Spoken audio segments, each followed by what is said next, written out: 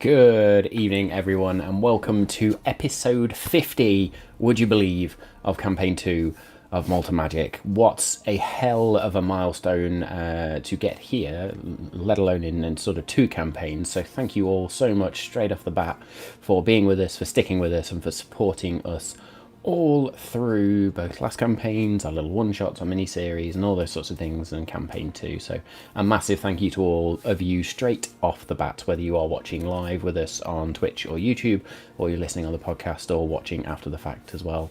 Yeah, episode 50, amazing stuff. Thank you all.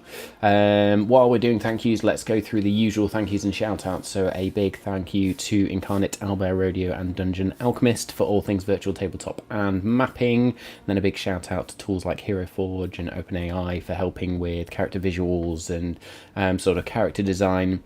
D&D Beyond for all things D&D management, source books, encounter management, excuse me, and yeah, all that good stuff, character sheet management and stuff like that. And then the DM's tools that I use in the background, so Kasoon, 5e Magic Shop, 2 Minutes Tools, the Thieves Guild, and World Anvil. And as I said last week as well, also a big shout out to, when I remember them, because I've just totally forgot, the virtual token maker from the Fateful Force, as I quickly pull up the website there just to double check. So yes, a huge thank you to them for helping me just generate some new tokens as well, which is awesome. Of course, all the musical tracks and sound effects you hear are courtesy of either Tabletop Audio or BattleBard, so please go and give both of those a check out and sort of go and look at their different services. There is an absolute wealth of different audio tracks and sound effects, as you will hear in our show from those as well.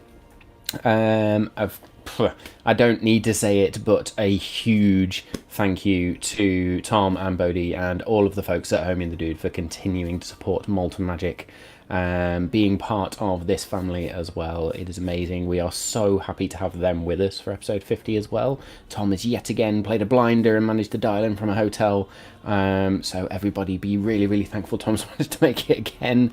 We are a crew member down tonight, however, with Danny plays Lex. He's not with us tonight, he has some work commitments to do, but we hope he manages to catch at least some of the stream. And we miss him. We will see him back here next week. There will be some schedule updates as we go over the next couple of weeks as well, because work's getting a bit busy for all of us, so it should only be sort of one episode here or there that either of us miss, but yeah, there'll be some few shake-ups around what we do, so keep a lookout for those. It would be remiss of me not to also thank the Eldritch Press and Fletch, who joined us a couple of episodes ago, and continues to support the stream and offer things like giveaways, which we will do another one of shortly. We will look to see what we can give away for that one.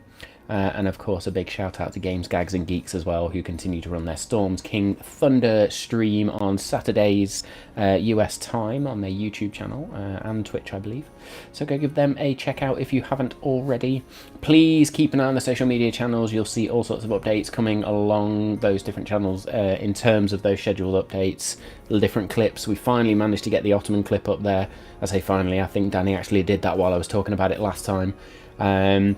You will have seen the social media post went up yesterday with the wrong date. My bad. We corrected that very quickly. But with one of my favourite musical tracks as well, which I know was talked about by Homie the Dude and myself. So yes, make sure you are paying attention to the social media channels. And if you want to get even more interactive with us, then please come and join us on our Discord server, which is where all the goodness happens. It's where the homebrews get posted. It's where we talk about theories, where we ask for feedback as well. So come join us on there. We would love that to be more of an active community. We've got a few folks in there, sort of regularly chatting and discussing things, but we'd like to see more of you there. So please come and join us there. I've already mentioned it, but the podcast will be available of this episode on Friday, and I want to say a huge thank you to everybody who is supporting the podcast. If you want to do that little bit more for us, then please leave us a rating or review on your podcast platform of choice. Just help to spread the word and grow the platform, and we will be super appreciative. Of course, if you are not watching this live on Twitch or YouTube, the VOD will be available on Friday on YouTube for your viewing pleasure as well. That's where you can catch all of our past episodes, all of our past campaigns, one-shots, mini-series, all of the above. and you can go check them out. But again, make sure you are liked, subscribed, set your notifications to let you know when the new episodes are live, and that way you do not miss out on any of the Malt and Magic goodness. With that being said, I think that's probably the smoothest intro I've done in a very long time. Looking forward to this one. It's going to be an interesting session, so my usual warnings absolutely apply. There will be adult language and adult humour. You have been warned. Let's roll.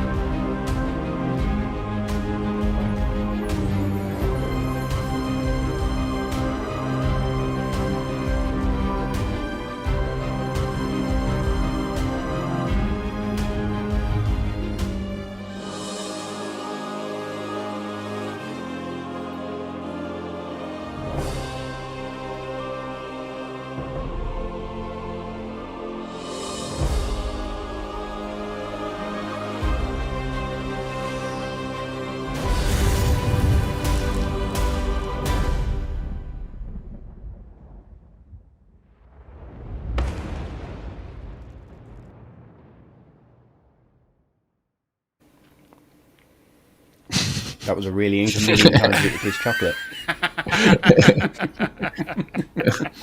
Hey, folks, how we doing? Yo, what? Good. Let's tear it up. I think we're all delirious tonight. We are. We're all over the shop tonight. There's been things going off left, right, and centre. But we do have our 50th episode of Campaign 2 to get through. Yeah. So let's run down the lineup, shall we? As I said, we are one member short, but I will speak about Danny after Dave has gone, just to remind everybody of who Danny is and what he does. And then we'll go from there. So I am Matt, I am the Dungeon Master. I am also playing various NPCs tonight, who we will find and sort of introduce ourselves to later, but mainly, of course, Mace, our Warforged Paladin companion of Cavern. Hello, I'm Dave, and I'm playing Jewel of Shadows, the female Tabaxi rogue. And then, as I say, we are missing Danny tonight, who plays our Yuan-Ti sorcerer, Lex Ordo, clockwork sorcerer. We will miss Danny tonight. We'll miss his humour, I think, more than anything, but hopefully the rest of the crew can prop it up in Danny's absence. Tom. Yes, I'm Tom. I am the father half of Homie and the Dude. I am calling in from Dusseldorf. Nice. Yeah, and I got a nice view of the Rhine, actually, right out my window. And I am playing Kevin Buckland tonight.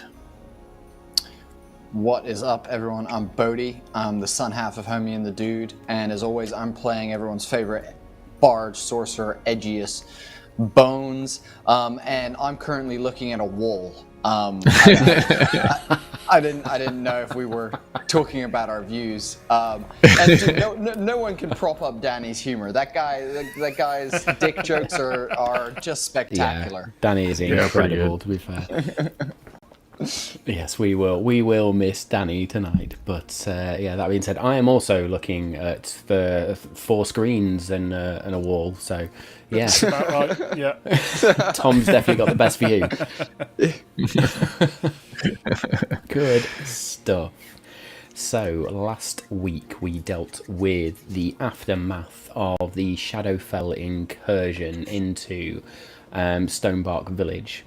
The party made their way out of the well and the cave system, which I'm now calling the colon cave system, and Yes! into Victory! the village One for the proper players. with the body of the unfortunately felled Mayanora, to be met with Mace, who tried to Cavan and Mace, I should say. Cavan, who tried to perform some rudimentary CPR on the body, and just hands were slipping all over as the blood was pouring out of her for whatever reason. and Dream coming across and just sort of saying she's gone. There's nothing else we can do. Edgious making a speech to the villagers around what they've lost, but using it as a moment to move forward.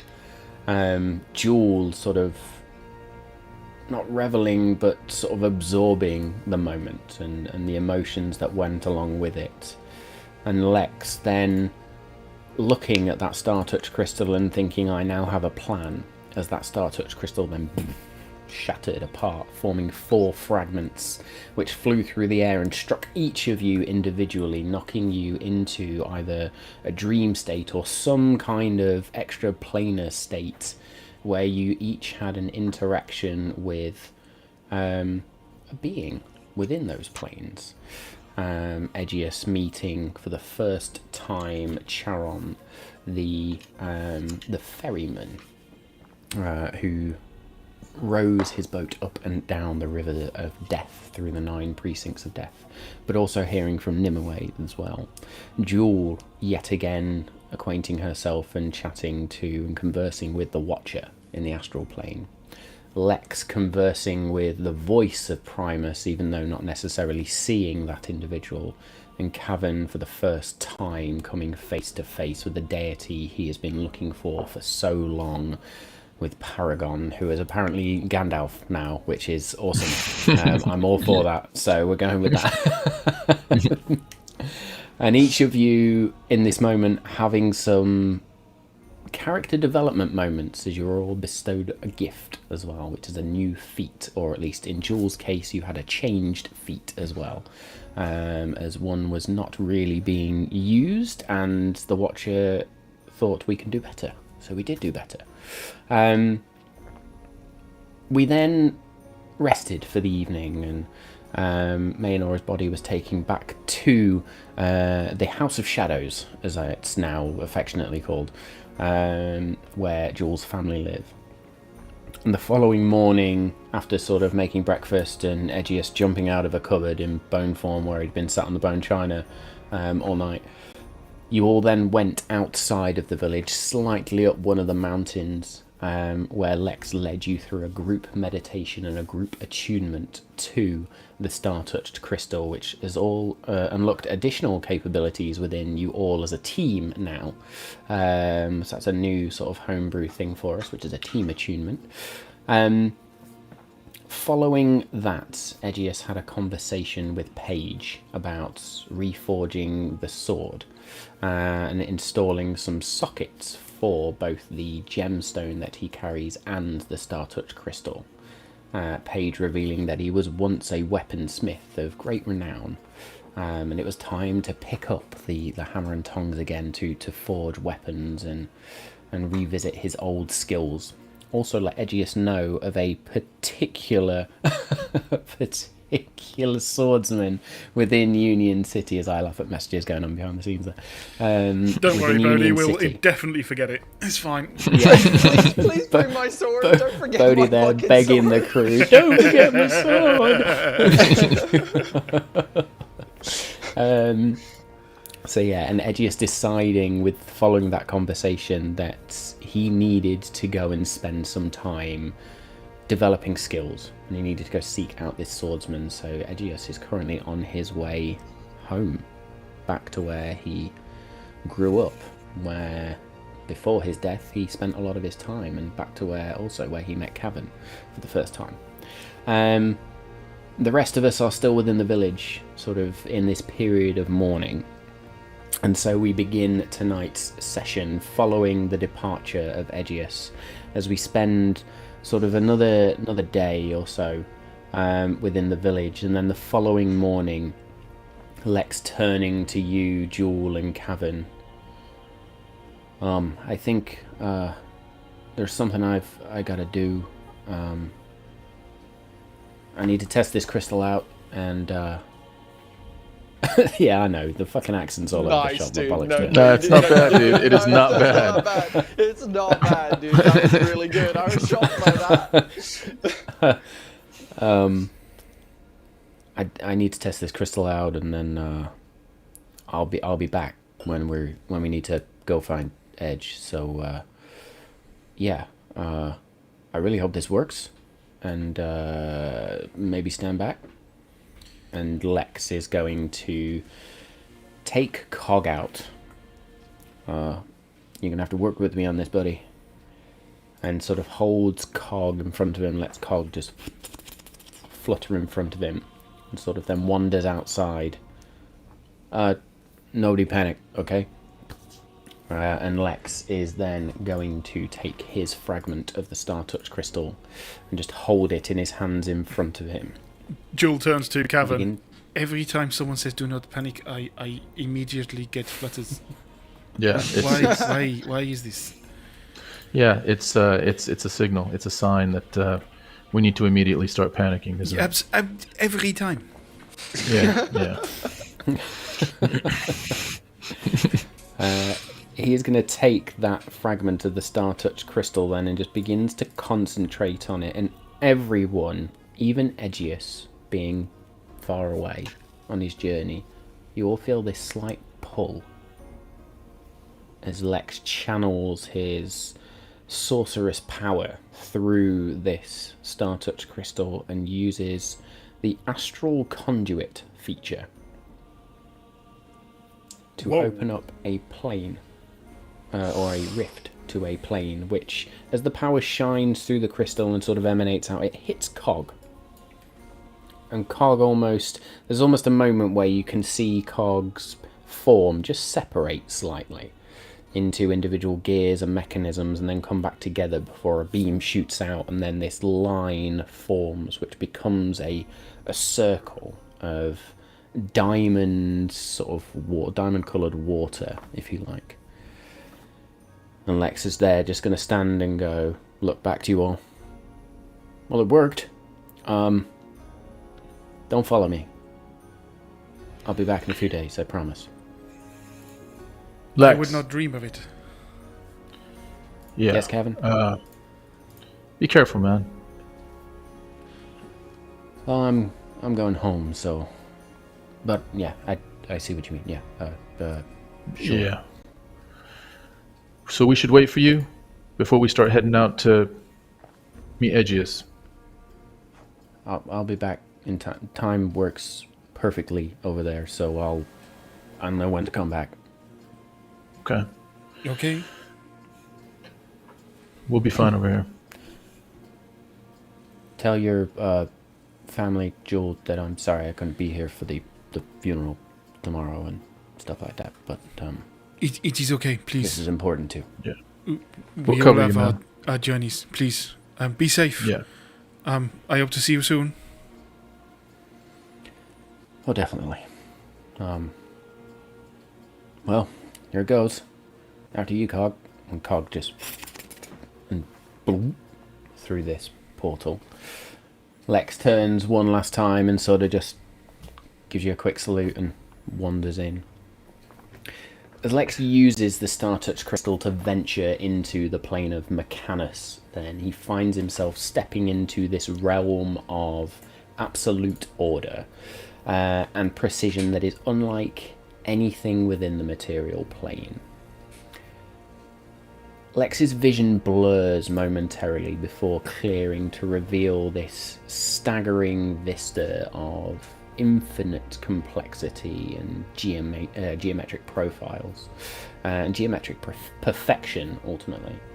He stands on this vast flat expanse made of interlocking metallic plates that stretch out to the horizon, where the sky is then a tapestry of moving gears and pulsating energy conduits, all in perfect harmony.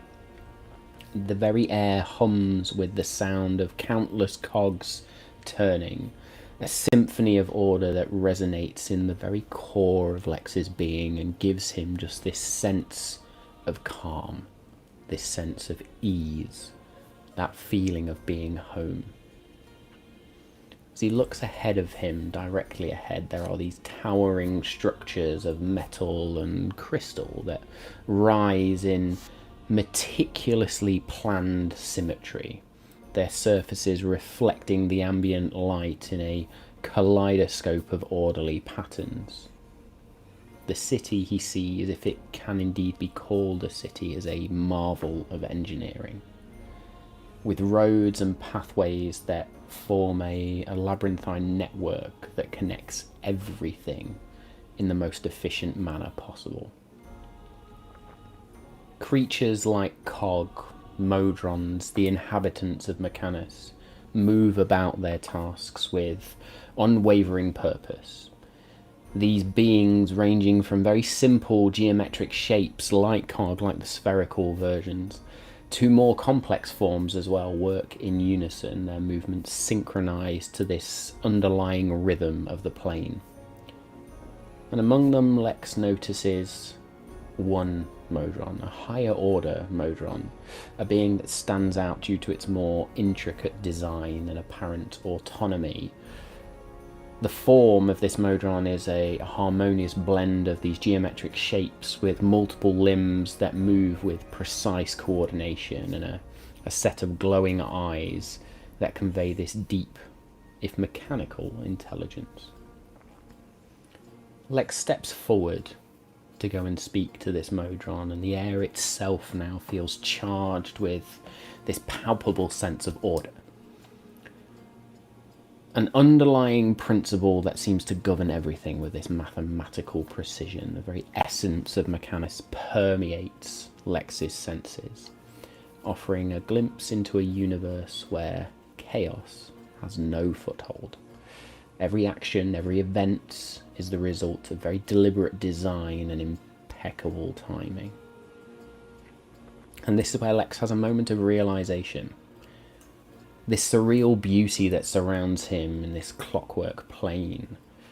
He stands at the heart of cosmic order, a place where the laws of physics, laws of magic intertwine in perfect harmony. And he is awed for a moment.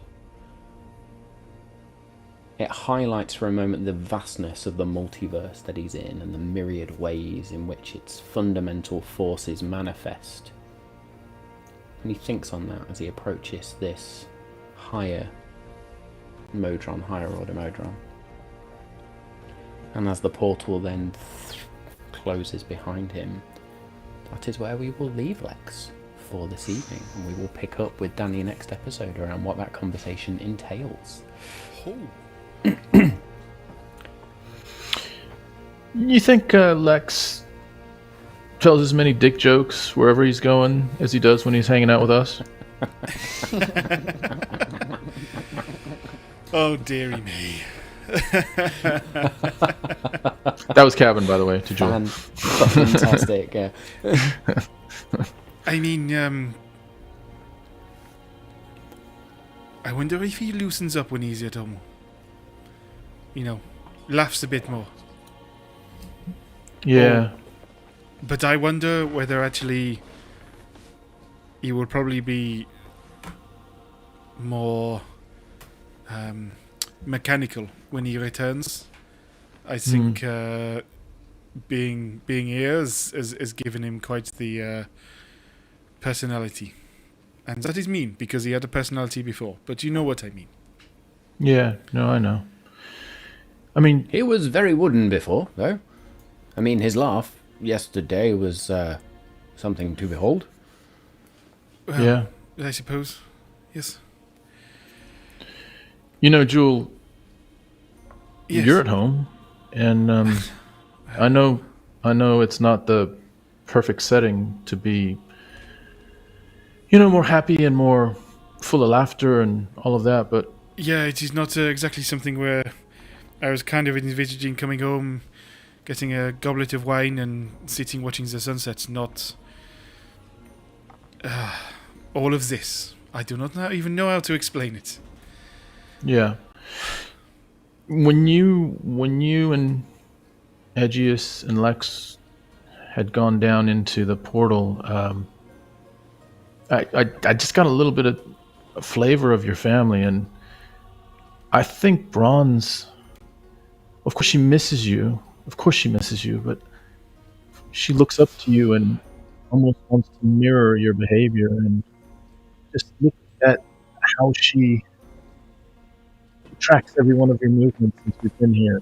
She's it's almost like you're her you're her big sibling. So I guess as much as you can spend quality time with her, I know. I'm not going to say she told me, but we had a conversation.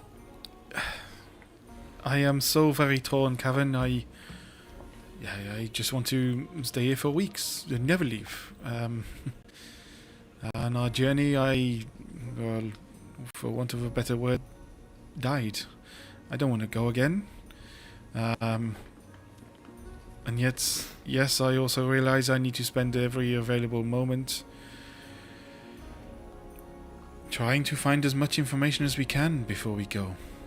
I wonder whether, as boring as I may think it will be for her, as you're right, Bronze may want to come along with me while I research and we can catch up. Yeah, she might. I almost don't want to, because I will not then want to leave.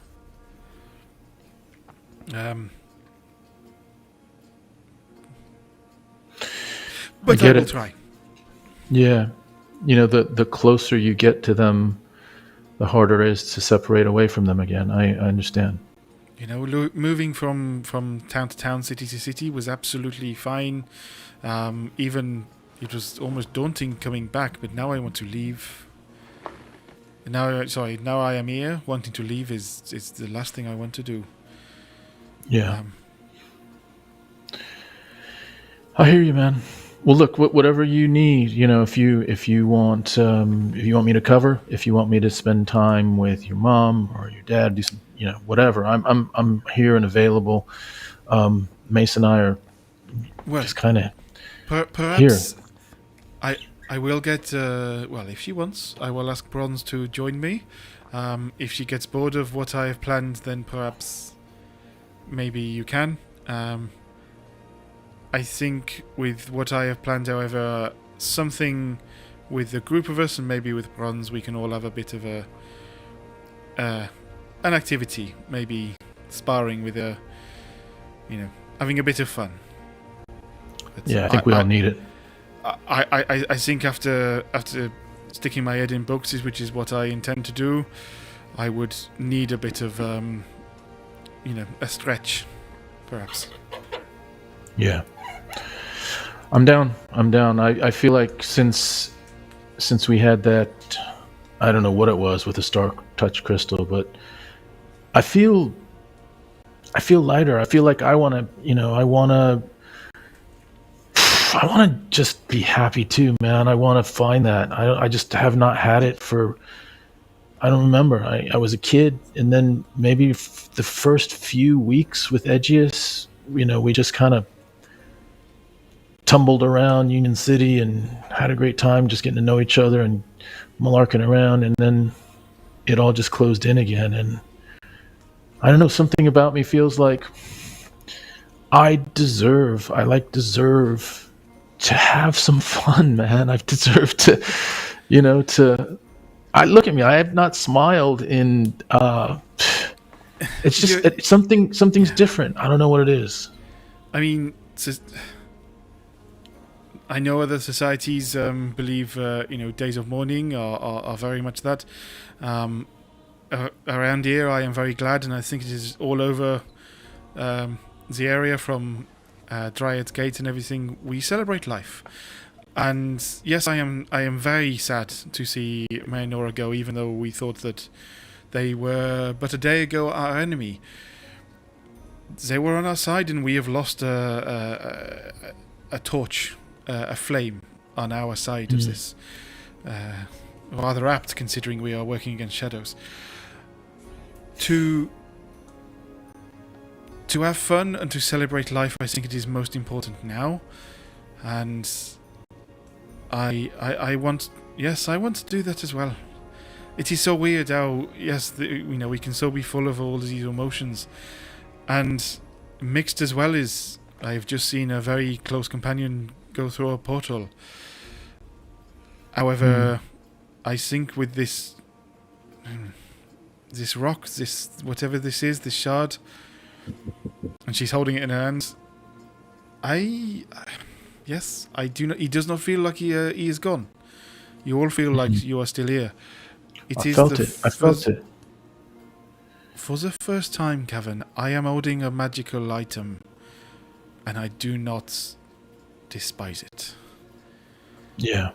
This ring, and she points to the ring on her tail, is a tool. I have accepted it. It has been useful. I will not deny. But I've never cared for it. But I think that because this is my connection truly to all of you now in some way, it calms me a little. Yeah, I feel the same thing, man. And like, what you said about celebrating Mayanora, the best way we could celebrate, I guess there's different ways, but to fill the day with as much joy and as we can, alongside the respect and the sadness that's going to be there. I think she would want that. Yeah. It was a shame that shortly after pulling away from all of the darkness that she had been involved is when, she didn't make it. But I'm glad to see that she made that change and made that turn. Yeah. I am going to try and find out if I can find more about her life. She was my babysitter, so I need to find out more about her. And when I do, I hope it will lead us on a better path.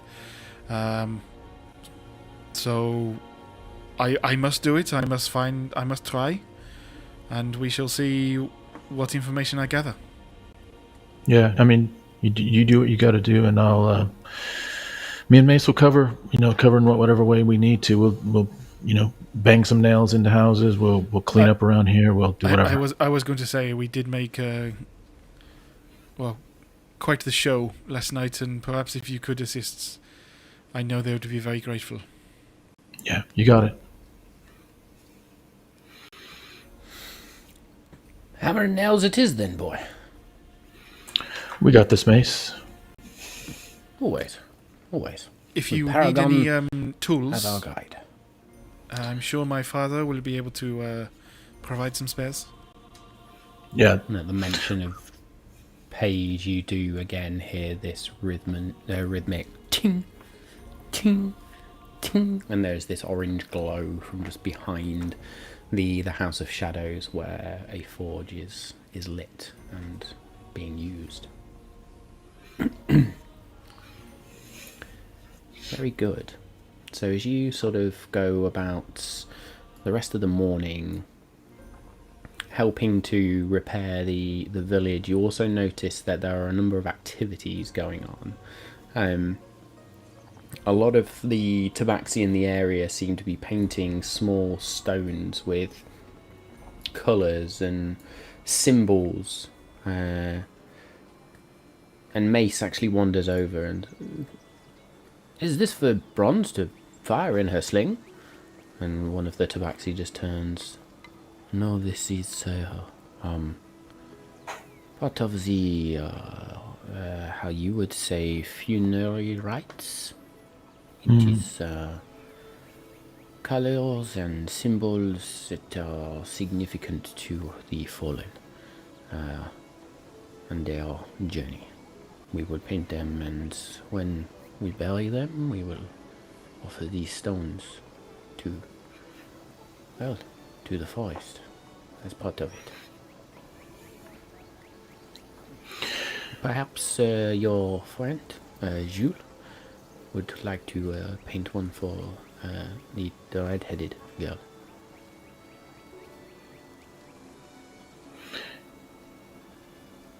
Me? Well, if you wish to as well, or I meant Dream's daughter. Oh, yeah. I think Jules. I don't know what Jules is going to do. I think, they have a plan of exactly how they're going to pay tribute to the red-headed girl. The stones. Is there? What about flowers? Or Yes, we will. Flowers will be placed. There are many different ways of honoring the individual and our ties to nature in the village. So yeah, flowers, these stones, we will indeed bury them beneath the trees of the forest within the... Well, it is a cemetery of sorts, but it is a grove more than anything else. yeah, I think I'm going to do flowers if you don't mind. If that's part of the, it's accepted. Yeah, However you wish to honor the fallen. Flowers is part of nature, it is beautiful. Mace, do you want to hang around here and maybe gather some stones or do whatever else that might help with the setup of the funeral ritual? And I think I might go see Jules' mom and see if she wants to go get some flowers or something. Of course, dear boy. Well, whatever you need to do, I can be here. I can help. Might go have a word Yeah, with the guards as well, just to see if they need anything.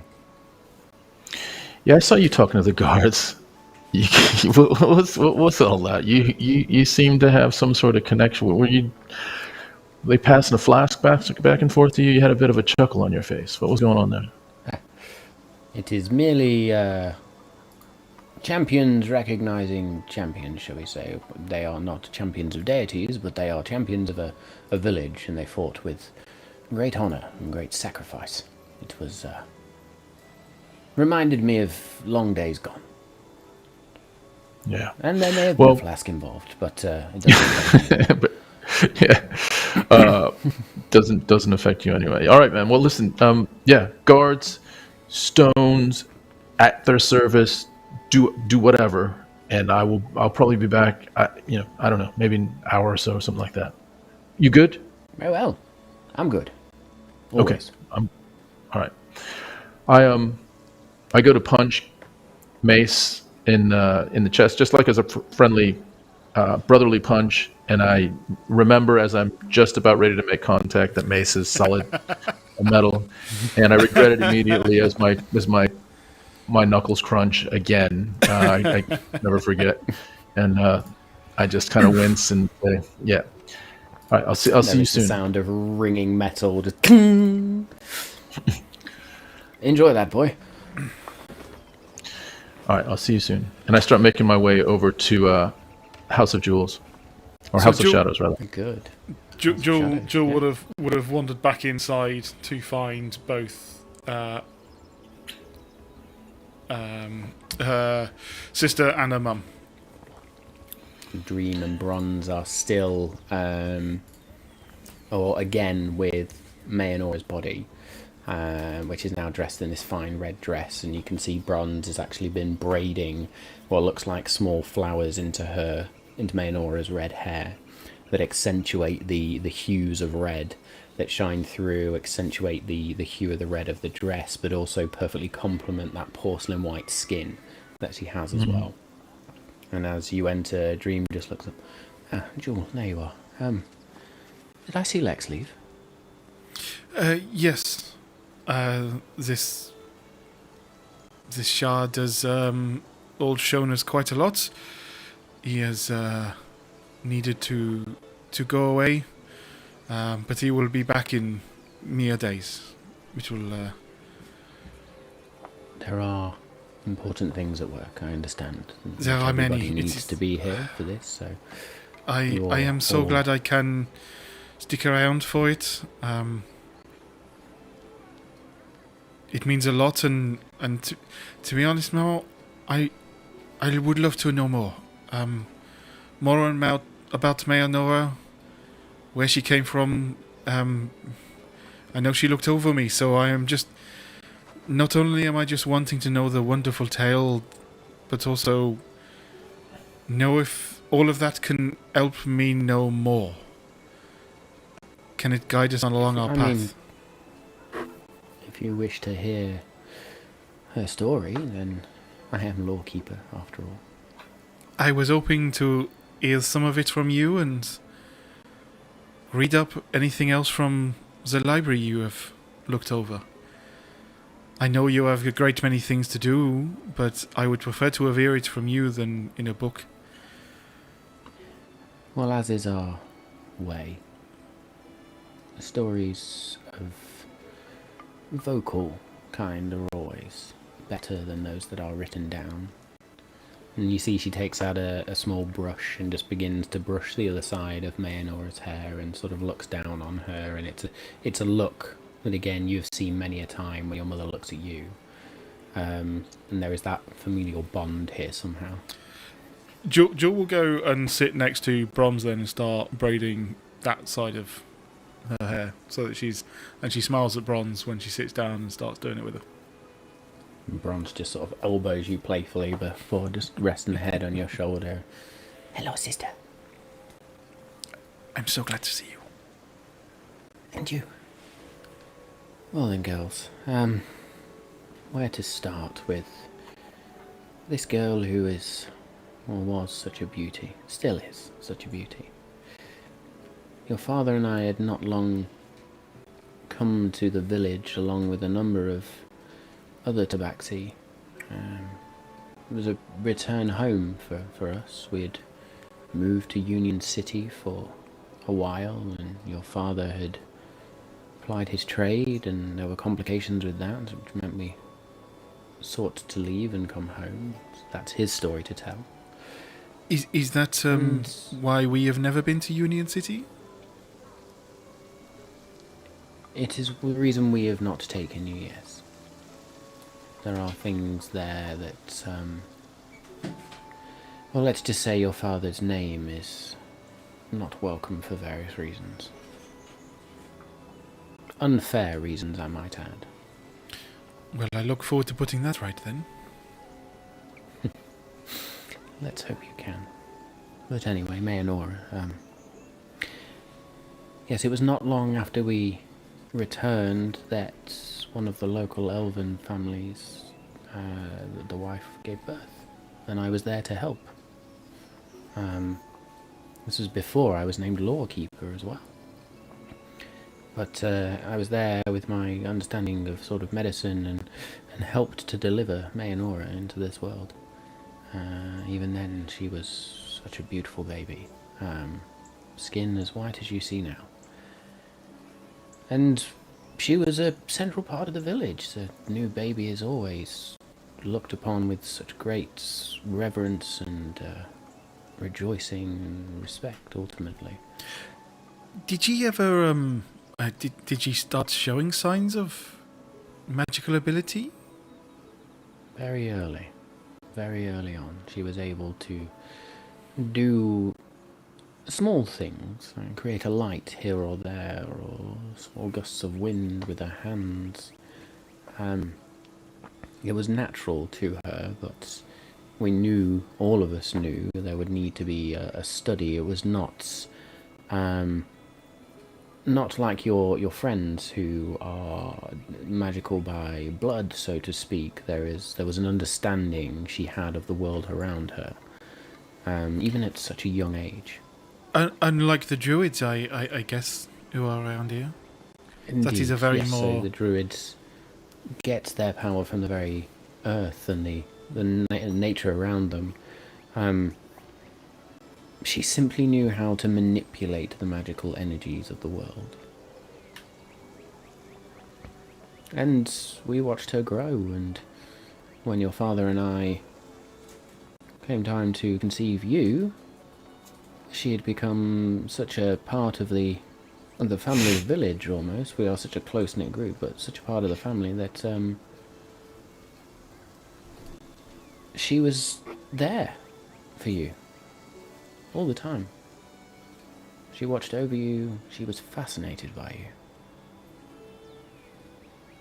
Indeed, we would go for walks, and she would look after you and tend to you. And she was very much a part of this family. And then they came, as is their way, the mages, seeking out those of power to join their ranks, to train amongst them. these were the mages from the Crystalline Isle? They were. They were.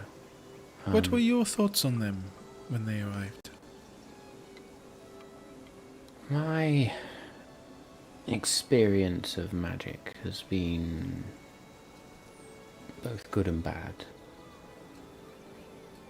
There are abilities I have that I can cast certain spells, although I stopped a long time ago when your father and I left Union City for some of the similar reasons as to the reason he stopped crafting weapons. We saw it used in ways that were evil. And at that moment I began to distrust those who could use and put those abilities of my own to the side. So when these mages came looking for a girl who had been as much part of our lives as our own family, we were sceptical. But she was so keen, so eager to go and learn more and enhance her natural abilities.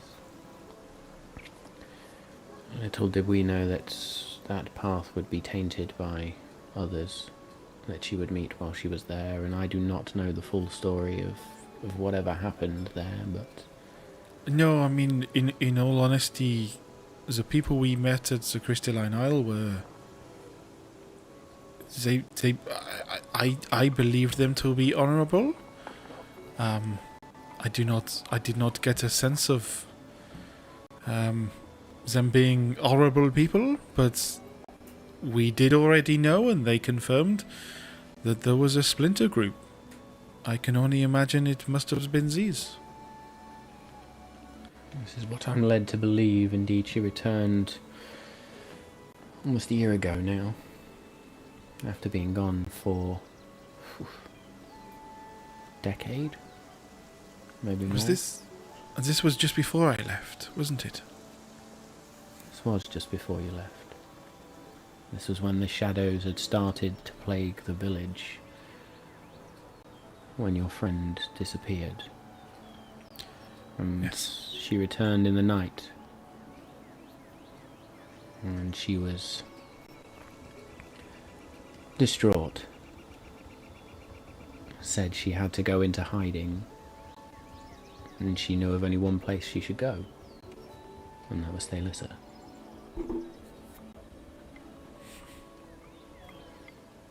And that was the last we saw of her up until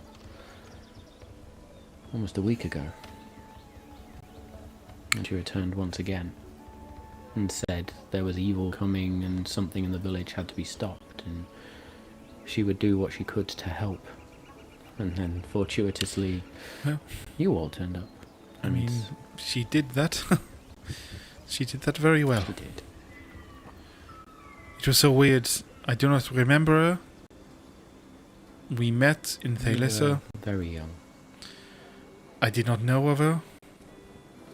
I'm guessing she recognized me, though. Probably. Well, Probably. I mean, saying that city is so massive, perhaps I would have been... I was uncomfortable in large cities like that. I was hiding myself quite well. Regardless, it is a shame to have known we've left and lost someone like this. But I do want to know more about who she was and what happened to her on the Crystalline Isle. I think filling in those gaps, maybe we can find more information. So we Indeed, shall have to I'm not try. sure what my books can help there, other than... Do you have anything Well, there's on... histories of the city, but... Yeah, do you have anything Go on, on Reddit. on Union City? Did you bring anything back with you? I know that may be quite a personal thing, but I have basic information on the nature of the city and what we noted down while we were there. I don't know how much has changed since then. well, But I wouldn't mind reading there is that a- before I left. there is a book on that I've been trying to add to about places at least we know, places that surround Stonebark. Chapters in there on Dryad's Gate and the rest of Drymere and Union City. It is on the fourth shelf down from the very top, next to the kitchen dresser, just on the left-hand side. Thank you. Did she or you ever come across a book similar to some, that described, mentioned the type of, I think it is some sort of ritual blood magic that she ended up using? Is that anything you have come across? Any book, even if it just says stay away from it or something? I'm just trying to find as much information. The only thing I have on her abilities were were the notes I made when she returned almost a year ago. Where she explained what had happened, at least, to her friend Jane, who had gone through the ranks with her, and sorry, Mol, it's just me a message, and that's ridiculously funny. Wife has just opened her iPad to flapjack stuck to her screen. Kids. Savage. Superb. Brilliant. Yes, I only have the notes that I took of what she told me when she came back, but I nothing of the how she learned or why or where. Is that something I could read up on at the very least? Yes, absolutely. It's there for you. And if anything, and she looks down at you and Bronze. If anything, that is our legacy for you. All of that information out there, all of those books. Eventually I will pass, and there will need to be a new lawkeeper. Jewel looks at Bronze. and then looks back. And then looks back. Why are you looking at me? I was thinking how adventurous you are. And how, well, into books I am, I guess. Maybe Mama will let me read some too. I'll select which ones you can read, Bronze, but yes, you can read a few. if it is okay, I think it is probably best if I go and read up on that now. Bronze, perhaps tonight we could paint one of the stones like the rest of the village are doing. And then tomorrow morning, I think I have something fun planned with Cavern. Do you think you'd want to come and have a little of a play? Ooh, that sounds fun. Mama, can I go with Jewel? Yes, Bronze, you can go with your sister. Make sure you look after Cavern. A good soul, that one. He has kept us in the right frame of mind recently. He is indeed a formidable individual as well. Jewel will stand up, brush Maynor's hair, and then will slowly wander off.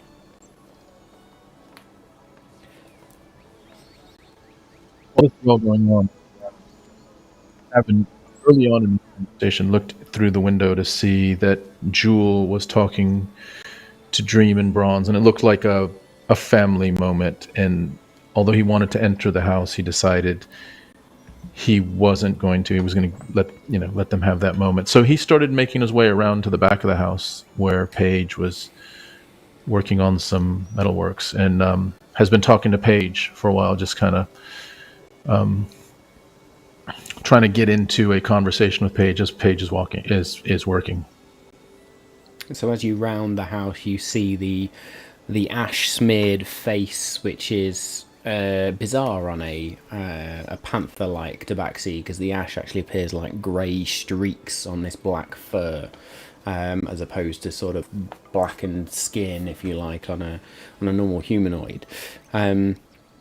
There are slight singed tufts of fur as well, as he is there and is just hammering out this new pommel, and you can see the blade of Edgious's wakizashi is just off to the side, tang exposed, and this new handle being crafted with 2 sockets in it, and he's there just sort of hammering away, ting, ting, ting, and an ember just fuck.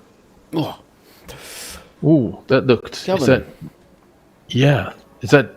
Does that happen a lot? Was that just a hot ember, or what was that? It is a yes, hot embers. I am little out of practice, shall we say, but still, this should suffice, hopefully.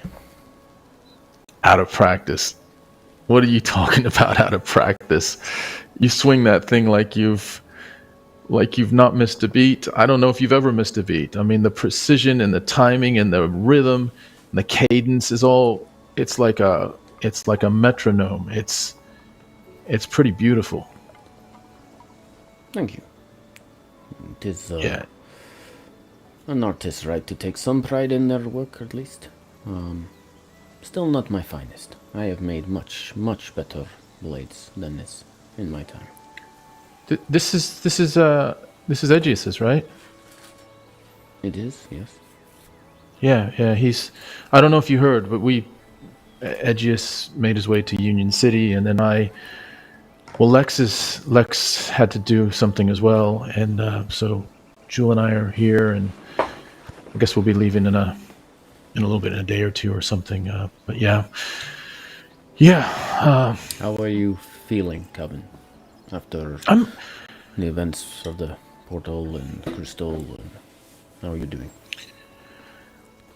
Yeah, I'm surprisingly. I don't know. I'm surprisingly good. I mean, it's horrible and it's a tragedy, and it's hard for me to to really express how good I'm feeling, because I understand that I shouldn't be feeling this good. I should be feeling, in mourning and sad and all of that. I mean, there's a little bit of a mixture, but I'm torn. I mean, Edgious went to Union City.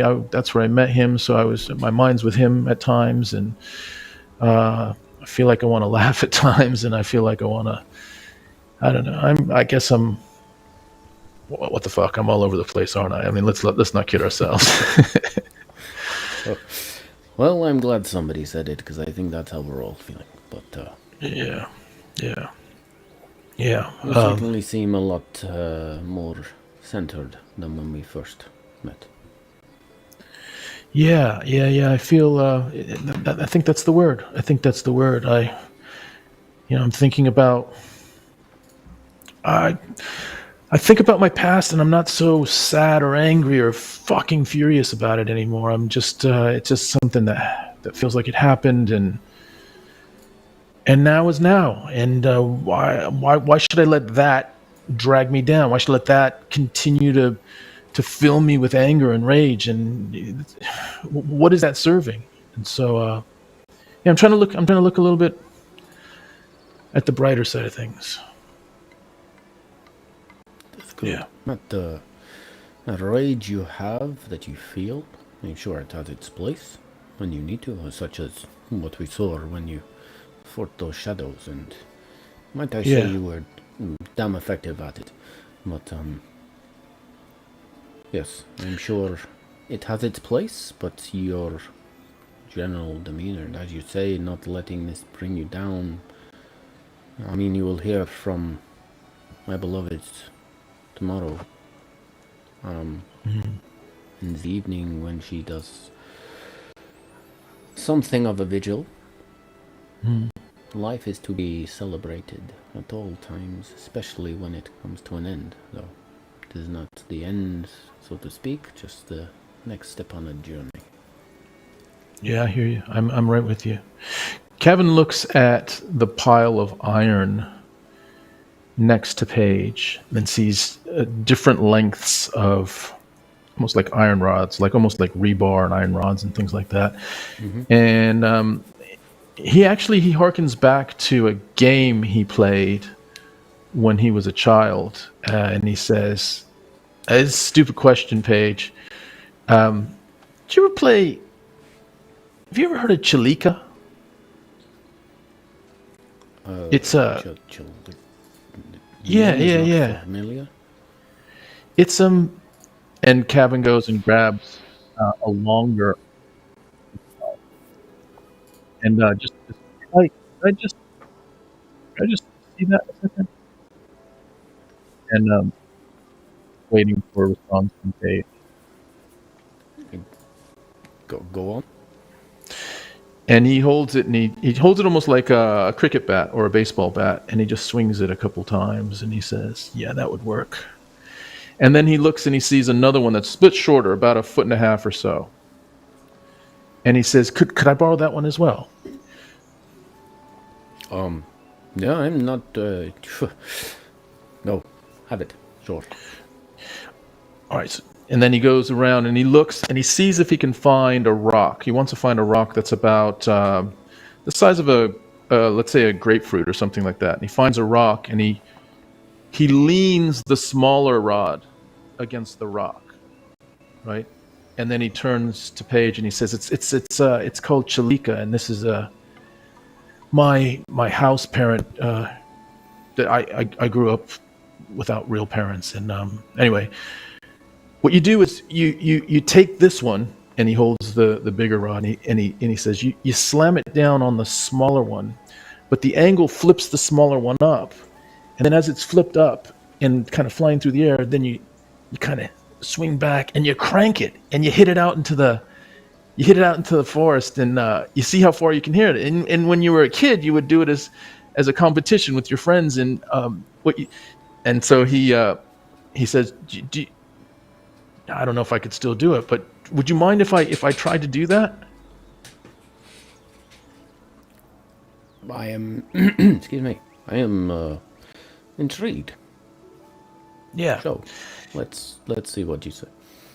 So he stands in front of the rod that's tilted against the rock, and he kind of takes a couple measured half strokes down, and then he goes and swats it down, and the rod flips up at about waist height, and he swings and makes contact and sends it. And he goes, that fucking hell, that's Chalika. So Chalika is, what you do is, you then go, let me go, and he goes and runs, and he gets the smaller rod, and he brings it back, and he leans it up against the rock, and he hands it to Paige, and he says, "All right, so come on. Do you want to try? Come over here. I'll show you how to do it. There's something about making contact. Well, we used to do it with wood. So, a piece of a branch, a larger branch and a smaller branch. And the contact, a pure piece of contact, wood on wood, is beautiful. But the metal on metal is also pretty cool as well. And here, give it a try. I'll show you how to do it." He places his hammer and his tongs down and looks at the handle of the blade. I think I'm pretty much done anyway. Time to reforge. Very well, Kevin. Let's see this Chalika. Let's have a go. Yeah, Chalika. So he hands the larger rod to Paige, and he says, "Now what you do is you measure how much to strike down. You don't want to strike down too much because it'll fly up. It might even hit you in the head. If you measure too low, it'll just kind of spin around on the ground. You want to just let it float up there about halfway, and then rear back and just absolutely get your hips into it and just crank right for the middle of that rod. Give it a go." Very well. Well, stand back just in case. Oh, and you see yeah. Paige takes that longer iron rod and sort of flourishes it around a little bit, almost like a sword. Concussion inbound. And then lifts it up and brings it down. 12, not a D20. What a twat. Lol. And first strike misses. Go figure. No. Hey, Again? Spread. Yeah. Spread your legs out a little bit more. Okay. Now, loose with your arms. Loose with your arms. Now, Kevin gets behind him, and Kevin, It's like a pottery moment. Yeah. Kevin is literally right Let me behind help you him with your rod. and Just poke your bum out a bit more. No, bend your knees back. There we go. there we go. Now all in the hips. It's all just in feel the it. It's all in the feel. And just coaches So- him through it one more time. And you notice Paige just sort of closes his eyes for a minute and gets very serious for a second and just... And you see his sort of toes bend inward slightly, almost into a pigeon stance. He softens his knees and then raises the iron rod. We're going to give him advantage on this one, seeing as you are technically helping. And this time... connects down, and that little iron rod just floats up, and his eyes open, and his rear foot actually slides back and knocks you back out of the way as he spins on the spot, and it's almost like a dance as he then connects, and you can see the swordsman in him as he strikes, and that small little bar just... Yeah. And Kevin just looks and is literally like shocked and awed, and looks at Paige and says, "You've never played before?" I've never played this game, but let's just say I have swung iron before. Yeah. It's fun, isn't it? Did you get the feeling? Did you it's that pure contact, and I saw it. It was you were did you get it? A joy in the simplicity of the game, I suppose, of the raw nature of just connection. I understand, yes. Yeah. Thank you for sharing this. I don't know how much you know of my culture, Tabaxi culture, but things like this, sharing knowledge, a joy, a passion, a game, it is something we hold higher than any currency or physical trade or payment of sorts. It is indeed, in olden days, it is how we traded, and stories and joys and passions and arts. This is beautiful that you are sharing it with me. I owe you a debt for doing so. No debt. I've been your guest, and it's yours now. And enjoy it and teach it to others. I haven't seen many people play it, but that was a childhood game of mine. So, yeah, it was fun to play with you. Maybe something to do with Bronze. Yeah. She has not had much time as a child of late. I reckon she'd love it, and you'd be a great teacher. Well, I have been taught by someone who is also a great teacher. Ah, You have a kind soul, Kevin. thanks. A good heart.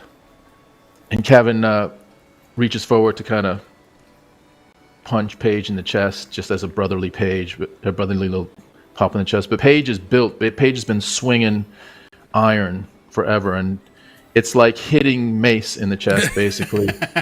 And I'm actually going to say Paige sort of catches your motion and just slides your arm past him and then just pulls you in for a man hug of sorts, but then it settles very quickly into a fatherly hug as well. Thank you, Kevin. Thanks, Paige. And Kevin actually squeezes a little harder and feels like he hasn't had this type of fatherly hug ever, and so he basks in it a little bit, but not to be too awkward, but just really tries to savor every nanosecond of it until Paige releases the hug. And Paige does sort of release it and hold you by the shoulders and just looks. You'll go far, my friend, I think. I look forward to hearing of your adventures with my daughter. I'll take care of her. I'll make sure she comes back. Indeed, I think you will take care of each other. But I appreciate the sentiment.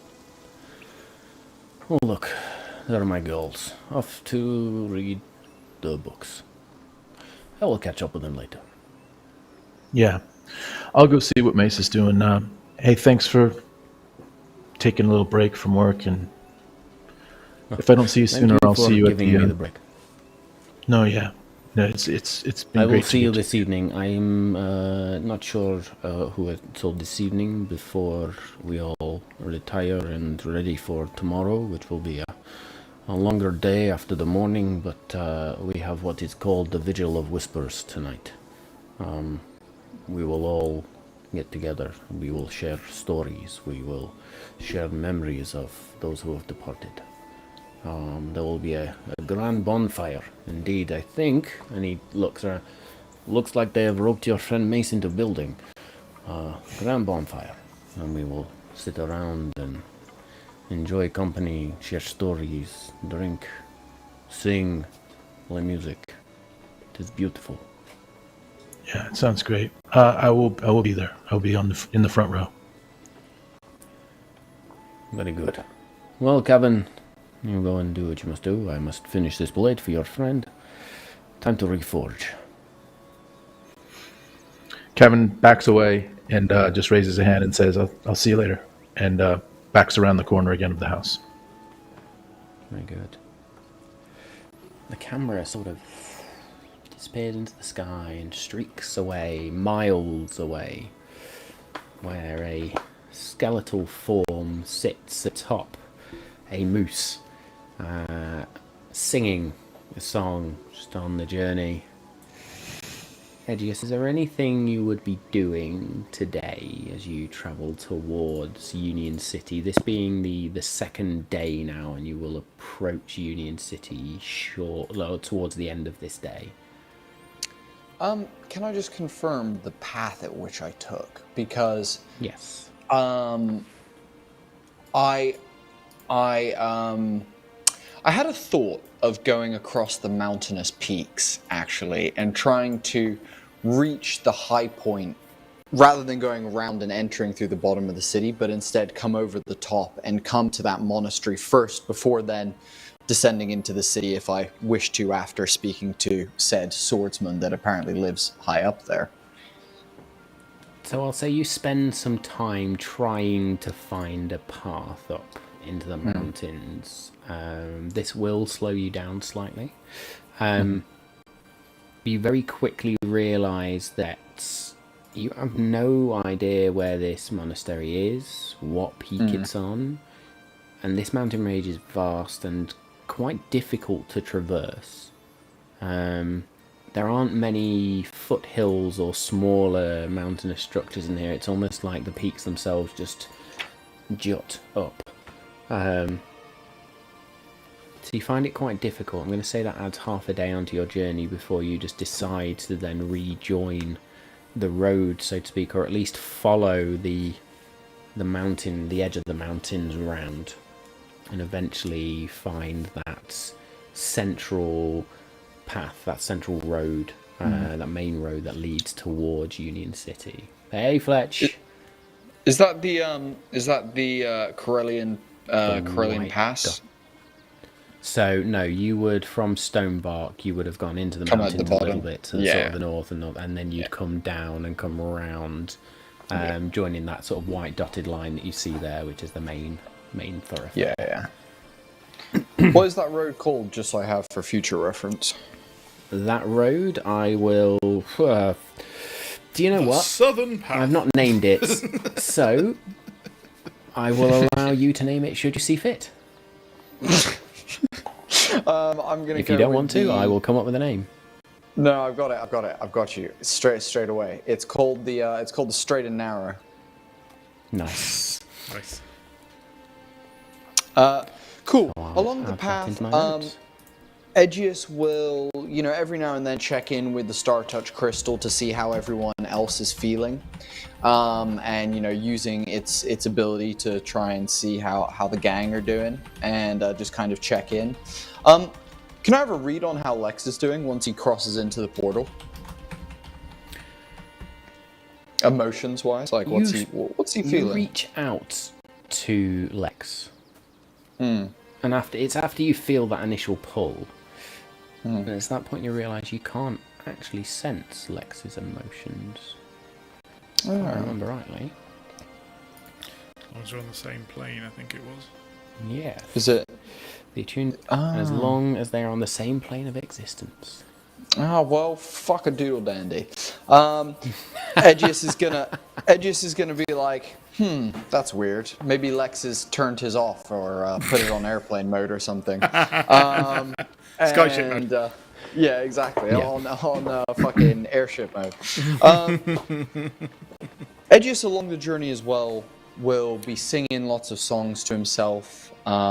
He'll be, petting Jezebel, stopping intermittently to feed Jezebel, sorry. And you also have realized that he now no longer has either sword and is just outfitted with a dagger currently, and that if he gets attacked, he's definitely not in a great place to handle any sort of bandits or, any sort of mercenaries or anything just on the path. Oh, nonsense. Edgious has his wit. exactly. His strong power of conversation. But I think the main thing that is going through Edgious's mind, the main two things that are going through Edgious's mind. The first one is apprehension for coming back to a place at which he, when Cavan found Edgious, he was at a low point. He was drinking a lot. He was, singing for bed, singing for booty, singing for coin, singing for anything he could, at a certain point. And he knows that ahead of him, he will have to go back to his home at some point just to know, just to find out. So I think he's apprehensive about that. And then something else that's ringing around his mind is he remembers a note that he had on his corkboard back at his old detective's office, which he also intends to visit when he goes back to Union City.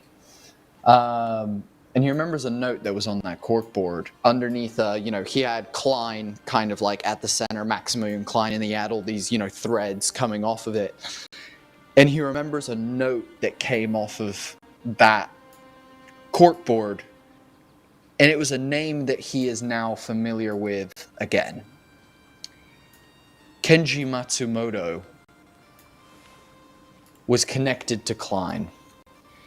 And Edgious had learnt from someone that Klein had, for a brief period of time, studied underneath someone named Kenji Matsumoto. He didn't know what for at the time. He didn't know whether it was, arcane abilities, channeling his sorceress abilities, whether that was, training in illegal affairs or anything like that. But now, having spoken to Jules' father, knowing that he intends to go and train underneath the same gentleman who trained my greatest rival, and it's beginning to dawn on Edgious that his journey went from let's end it all and find a reason to live, to now his journey is a roiling rampage of revenge. And that's what's going through Edgious' mind as he travels down the straight and narrow. Very good. We will say you continue travelling then, thinking on this and remembering that name. And as you remember the name and the note, there is another name of sorts or something that comes into your memory, but you can't quite place why. And the name is Komu Ryu.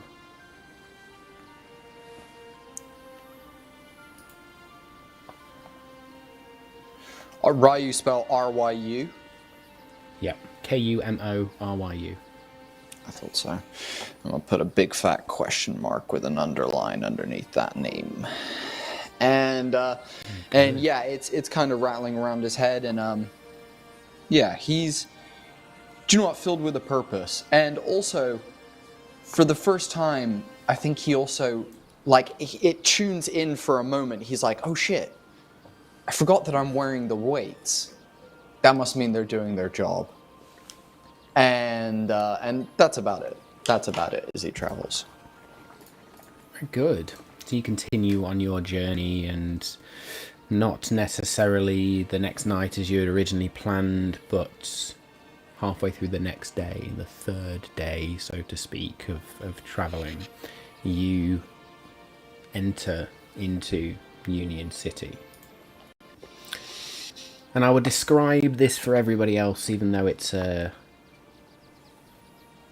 somewhat recognisable sight for Edgious, but this city, which is nestled at the foot of the Aethenir mountain range, its architecture and layout echo the diverse cultural influences that make up the city, because it is indeed a melting pot of sorts. It is a central conjunction between three major regions of Enoeth: the region of Juvund, the region of Kedmir Kingdom, and the region of Dryamir itself. The city itself is built in tiers, rising up the mountainside, each level reflecting a different aspect of the multicultural heritage that go on. The lowest tier as Edgious enters is robust and bustling, very reminiscent of Viking or Norse architecture and culture. There is a Norse-inspired marketplace. In the middle, much more elven. Middle tiers blend into this elven elegance, but also have these sturdy, practical designs of clear human influence as well. And then the uppermost tier, closest to the mountain, is just this marvel of elven craftsmanship. Seems to merge with the natural beauty of the mountain range itself. The city itself sort of ascends up the mountainside, and it culminates on this top tier with this awe-inspiring sky dock located on one of the uppermost levels. These docks themselves are a marvel of engineering and magic, where skyships and airships from across the known world come to dock, to trade, and to share news. The lowest tier retains that robust Norse vibe.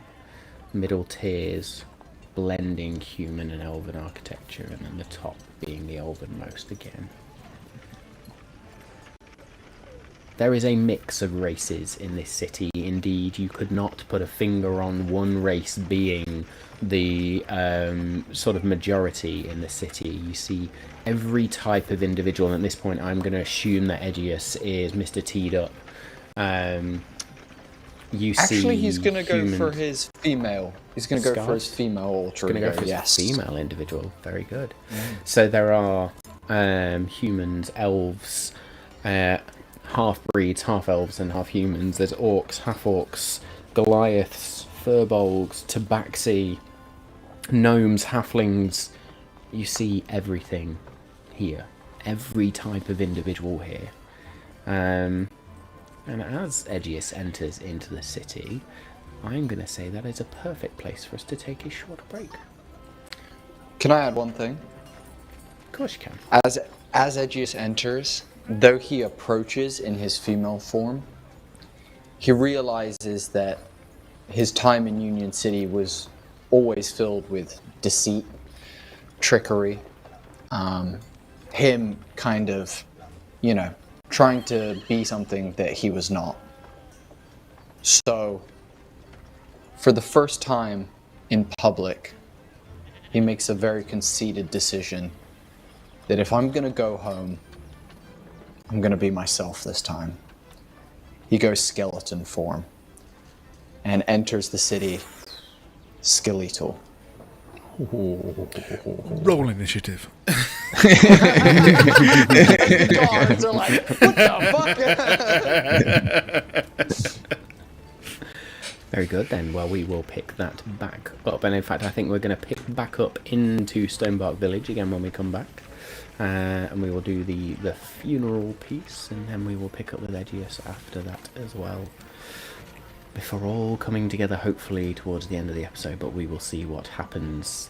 So yes, meet us back here in a few minutes. Get yourselves a drink, go stretch your legs, and yeah, we'll be back in a few to continue this RP-heavy episode 50.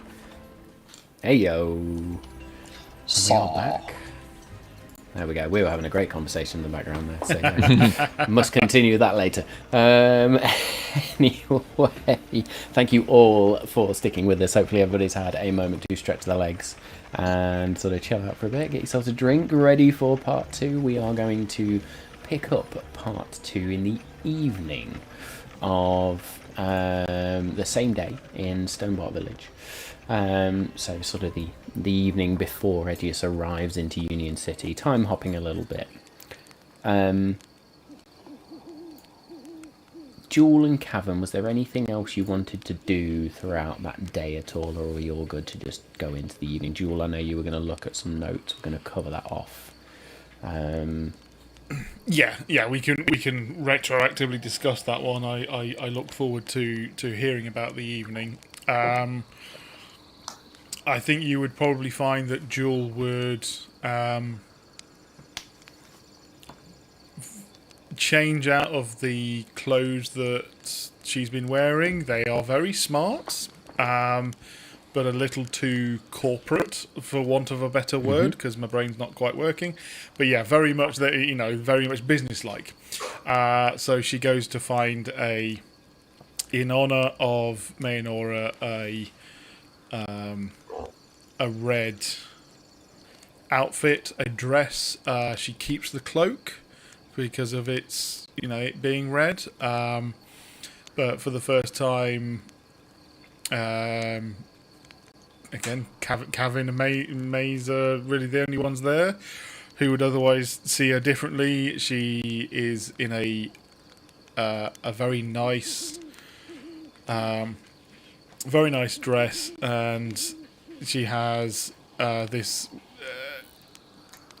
kind of weird, well, probably weird to you guys, but it's very, I don't want to say tiara, but it's almost like just a thing made of wood, twigs and leaves with a tiny little gem on it, and that's just on her head.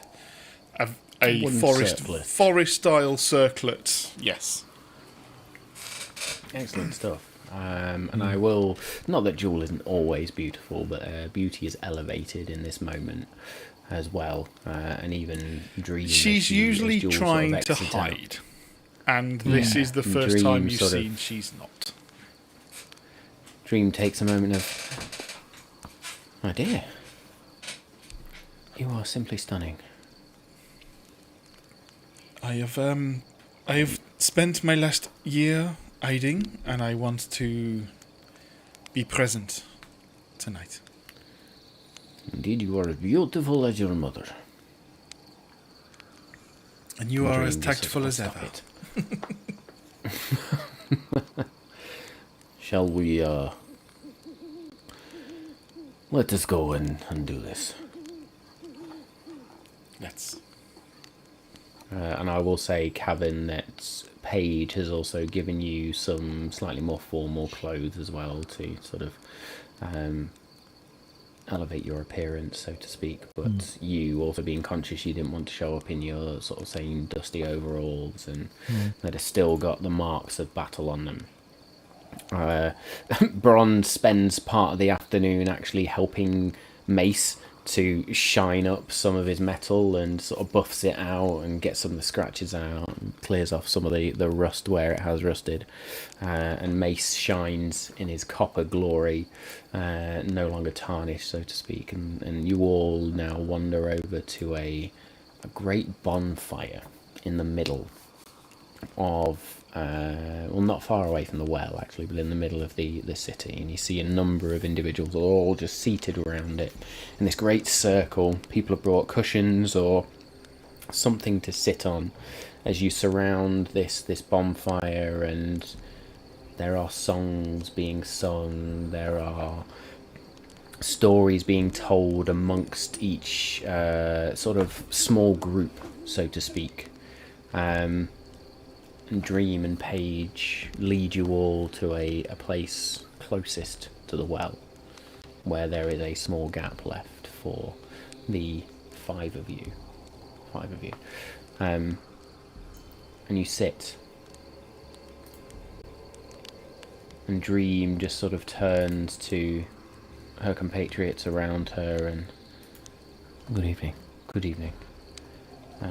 Sort of small talks had. And eventually individuals stand and talk about the individuals they have lost. A son talks about his father and how in the moments of the Shadowfell incursion, how his father protected him and his sister. Not with weapons or magic, but just with his body and his love. And the son talks of how he longs to live up to his father's memory, and how he will take over his father's bakery, but at the same time he will try to embody the same strength and honour that his father brought. A husband stands and talks of his wife, who was a gentle soul, a caring individual, an amazing mother, an amazing wife, but also so very strong as well. And in those moments where the shadows attacked, she did not hide, she did not sit back and watch. She was out helping other individuals to get to safety. During that moment where she was getting a whole family to safety, a shadow attacked. And she did not go out screaming, she did not go out in fear. She met her end with fierce determination.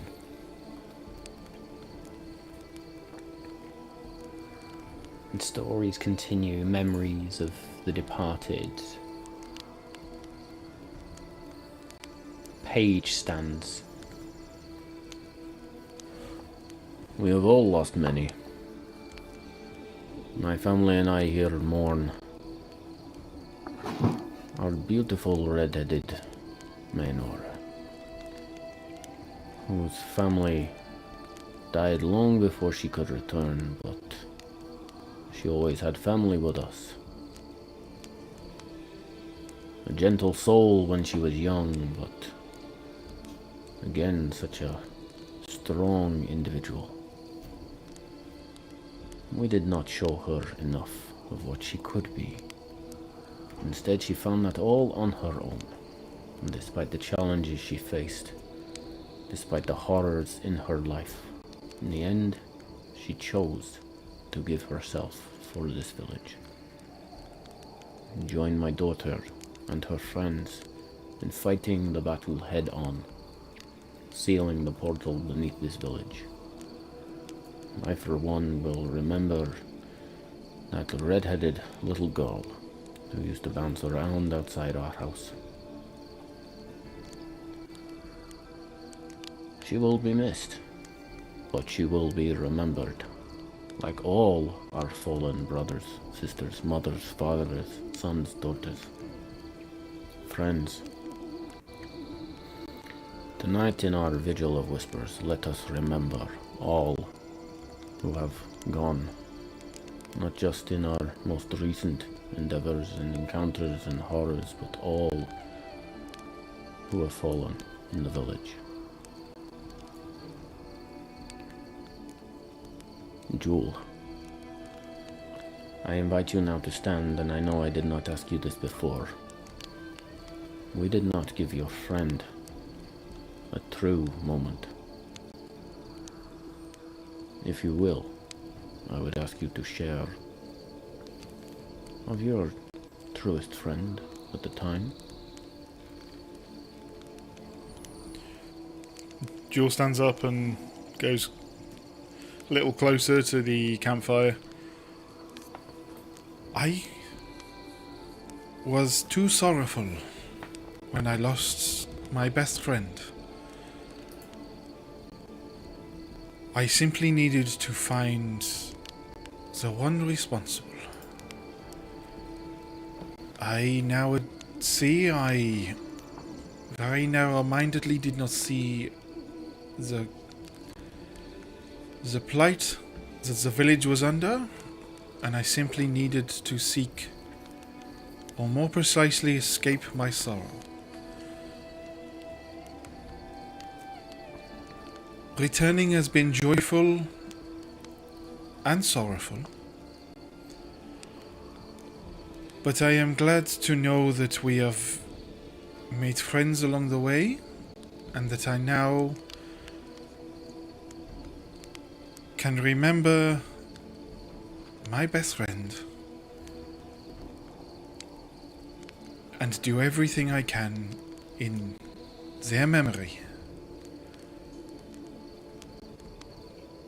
They are the one who taught me to follow my art, to believe in myself, and to trust in myself. I now believe I can honor their passing as I could not do before. I miss them always, but I am glad of those many days and years of growing up. This I am grateful for, and also for Mayor Nora's guidance with this village, with my family, and with everything she has tried to do.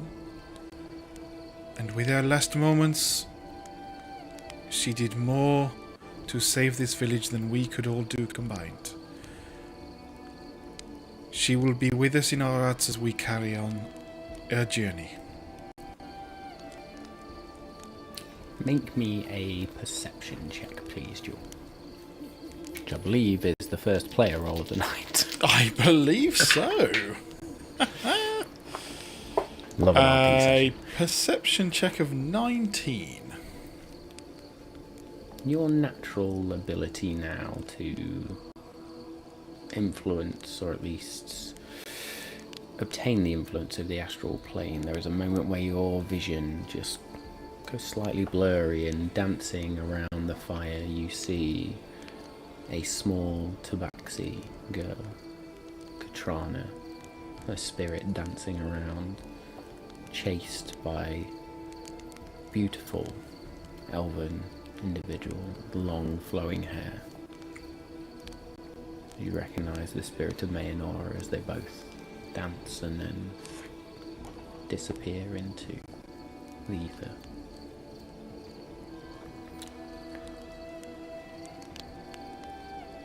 Indeed, the evening... Go on. Knowing Jules' close shave and path, she acknowledges and realizes that she'd been holding on to the memory of Katrina too much and hadn't given her rite of passage. So to see both of them around the fire pleases her now.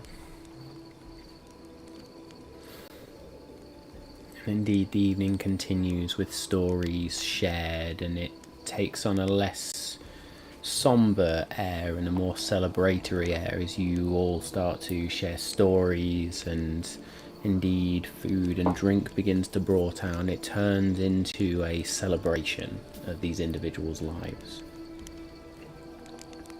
The evening continues, and eventually everybody sort of moves away as the fire dies down to its embers. Paige and Dream lift Bronze, who has fallen asleep long ago, and carry her back to their house as you all follow and rest for the evening. In the morning, Jewel, Cavern, Bronze, you all leave early to go and find just a moment of fun. And just in the essence of time, I will ask you to sort of describe the games you play, but we won't go into too much detail around that. I think Jewel would probably try and take Cavern's lead on this, but would in essence be looking for some fun, very playful sparring. Possibly a bit of hide and seek with... she would definitely, proffer the idea of hide and seek with Bronze. But yeah, that type of, who can hit what target from far away, and, just fun little challenges to one-up each other.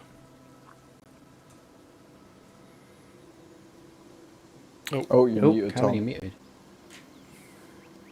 And Cavan supports. Cavan feels like he's there to facilitate a moment between Jewel and Bronze, more so than participate. So when he sees an opportunity, he pulls his drum out, and as Jewel and Bronze are kind of gallivanting around and sparring a bit, he rhythmically plays the drum, almost as an invitation for them to, instead of spar, to dance around with each other and to have a playful sisterly moment with each other. And he laughs and he plays a really vibrant beat on the, as it were, kind of like a single bongo that he carries around with him, a small little drum, and tries to create some energy of the sisters to have just some free and innocent sisterly bonding and love with each other. And there is a moment where Bronze, as she's dancing around with her sister, and you've noticed actually, Jewel, in these moments how skilled your sister's become despite your absence, with the sling and her ability to hide almost as good as yours. But as you now begin this sisterly dance and frivolous moment, Bronze reaches down to her side and takes out that flute and just begins to play a few rudimentary notes.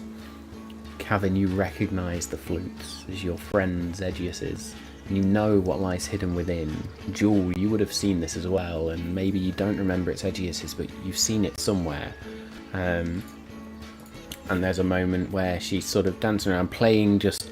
It's nothing special, just a few notes in some form of subtle, simple melody. And then she just takes that flute and expands it out, and rapier forms, and just begins to sort of do a strange dance around with it before folding it back up again and playing the flute again, which is not a flute, it's a whistle, but who can do flute sounds? Not me.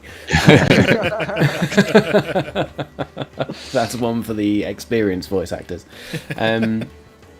Very good. You play for a while and you enjoy the company, and then you return to the village with contentment in your hearts and satisfaction and joy, knowing that this afternoon will be both full with joy but also remembrance and that somber feeling again, that sadness that comes with burying friends and family. And indeed, as noon passes, you enter into a phase of the funerary rite known as the offering of essences. Each attendee of the funeral rites brings with them an offering that represents the very essence of the deceased, be it a personal belonging, a written poem, or a natural element like a stone or a flower. There is a woven basket that is placed at the entrance to the cemetery, and you now notice that there are a number of small holes that are dug around a tree. This woven basket placed in front, and individuals go and place their offerings into this basket. Kevin, you did spend time with Dream to go and find some flowers, and you find some poppies of all things. And the redness of the poppy you choose to go and place in the offering as a remembrance of Mayanora. Other individuals place teddies or clothes or flowers, stones, bark into this basket. Once all offerings are then delivered, the painted stones are then placed in intricate patterns around these small holes that have been dug.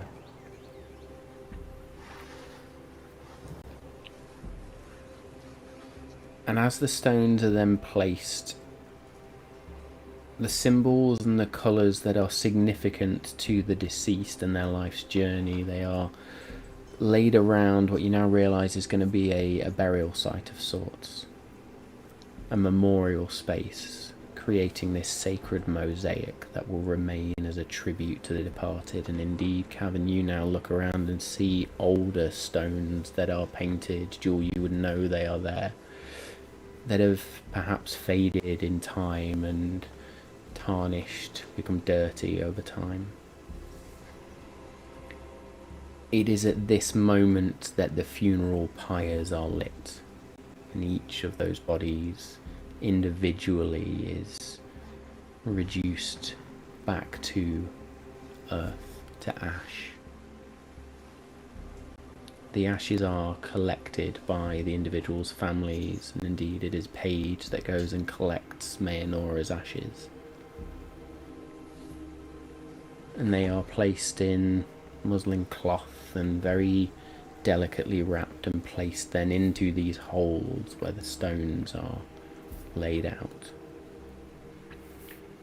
And as the sun then dips over the horizon,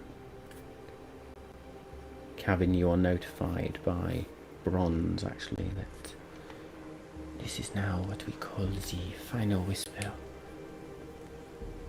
Each person who is sad will approach and whisper a final message to those who they have lost. We do so because we think then, or we believe these whispers are carried by the wind to the spirits of the individuals. Hopefully they realize that they are loved and remembered, even though they are gone. And all of the family sort of go up and whisper. Paige goes up and whispers at Mayanora's burial site. Jewel, Cavan, is there anything you wish to do in this moment? Jewel will follow her father, walk up, and will kneel down, and to nobody else would really hear, but she will kneel down and whisper,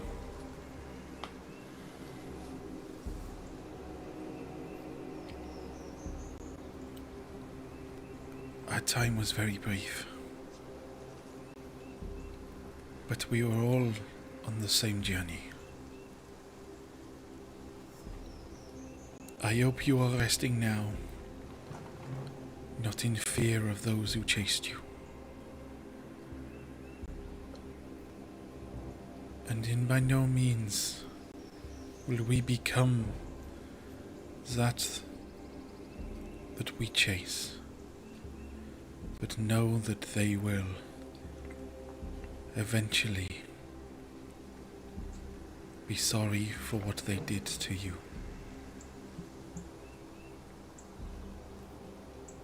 You will rest now, knowing you have brought light to our village once more.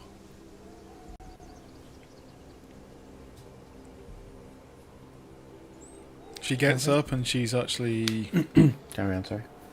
got in her pocket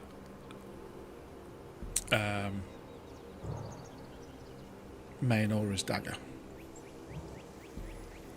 And she looks on this and slides it back into her robes,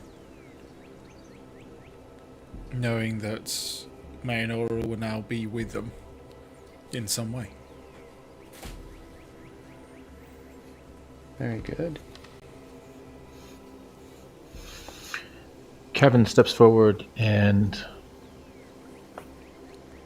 he's kind of echoing or imitating what the others have done in bending down on one knee, and he looks around to the side to see who's watching him or not watching him, and to himself he just says, I think I'm supposed to pay honor to someone that I've lost. And I realize I have no parents. I don't know if they're alive or dead. I have no siblings that I'm aware of. I just have my friends. And as far as I know, they're alive. So until someone that I consider loved perishes,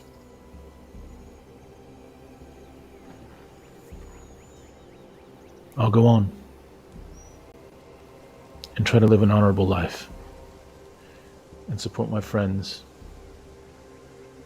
until either they or I have a ceremony like this with honor paid to us. And he just bows his head and gets up slowly and backs away from the area. As all the mourners then return to the congregation, Dream steps forward under a sky that's now painted with the soft hues of dusk. She stands before the gathered crowd, her gaze sweeping over the faces of her kin, each shadowed by grief, yet alight with the memory of those they've lost. And she begins to speak, her voice steady, imbued with the weight of her role as the village's lawkeeper. And she stands and says, today we stand at the threshold of worlds, not as beings tethered to this earth, but as souls bound by the infinite cycle of life and death. We gather in the embrace of this great forest, the trees under whose boughs we find shelter in life and solace in death. We are here to honour those who have journeyed beyond that veil, guided by the stars and the whispers of our ancestors. All our kin from Stonebark carried the essence of our world within them, each thread of their being woven into the tapestry of our lives. In their passing, we are reminded of the delicate balance that governs all things, the dance of shadow and light, the ebb and flow of the tides of the spirit. Let us not dwell in the shadows of sorrow, but find solace in the knowledge that their spirits embark on a journey to the realms beyond, guided by our ancestors' whispers and the light of the moon. As we commit their memories to the heart of the forest, let their legacy be a beacon that guides us all through the darkest nights. To my dear Mayanora, to all we have lost, we offer our gratitude for the lessons learned, the battles fought, the battles yet to be fought, and the love that was shared. Your spirits now roam free, unbound by the shackles of your physical form, joining the chorus of the ancients that sing the song of the universe. As lawkeeper to this village, I vow to carry your stories, to weave them into the fabric of our history, ensuring that your essence forever dances with the wind, caresses the leaves, and flows with the rivers. In your memory we will stand strong against shadows, against darkness, our bonds unbroken, our resolve unwavering. You have not truly left us, for you live on in the stories that we tell, the songs we sing, and the hearts that remember you. Farewell, my dears, until we meet again on the shores of the spirit world, where every whisper tells the story of a life well lived.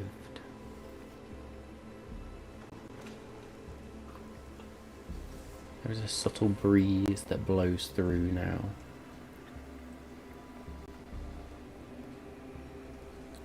That speech, a blend of mourning and celebration, reverence for nature, and a deep belief in the spiritual journey, encapsulates the essence of this community's beliefs and traditions.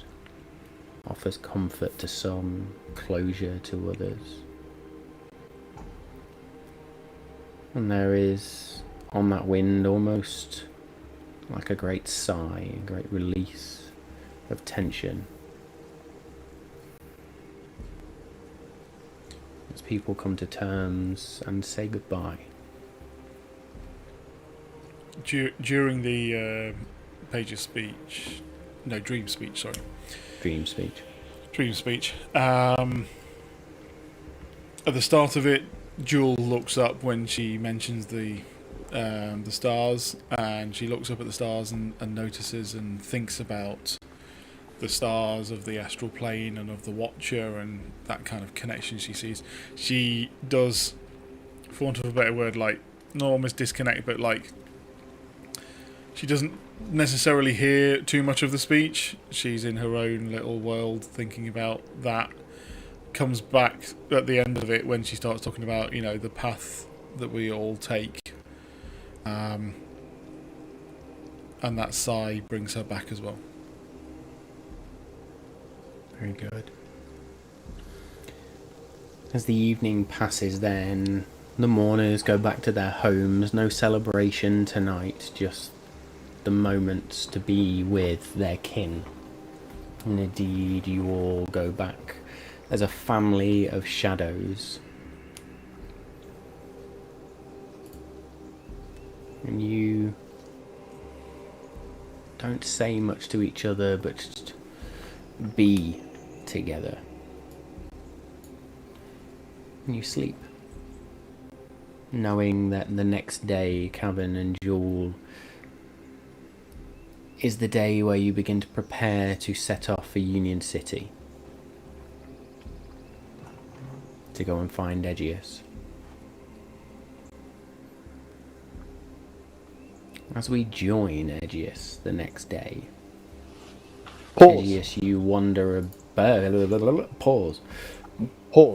Shout out to Dave, Tom, and Matt for that incredible little bit of RP. Super deep, super emotional, just absolutely fucking beautiful. If you're listening, guys, you just got blessed with some beautiful RP and storytelling right there. So be thankful that your ears were graciously gifted such beautiful storytelling, because fucking hell, that was awesome, guys. Well done. I like it, Yeah, indeed. Thank you, and thank you both, Tom and Dave, for that, for the input there. It was awesome.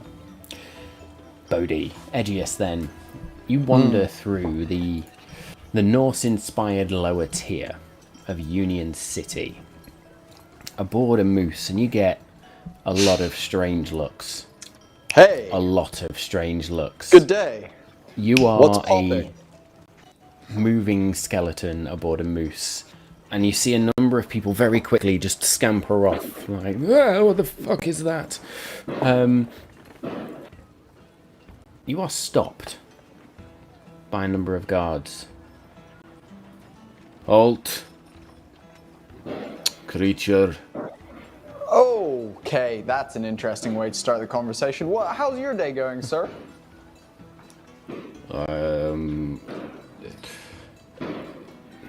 Do we kill skeletons, or this one's speaking. I'd like to I am simply a what person is your business? like you.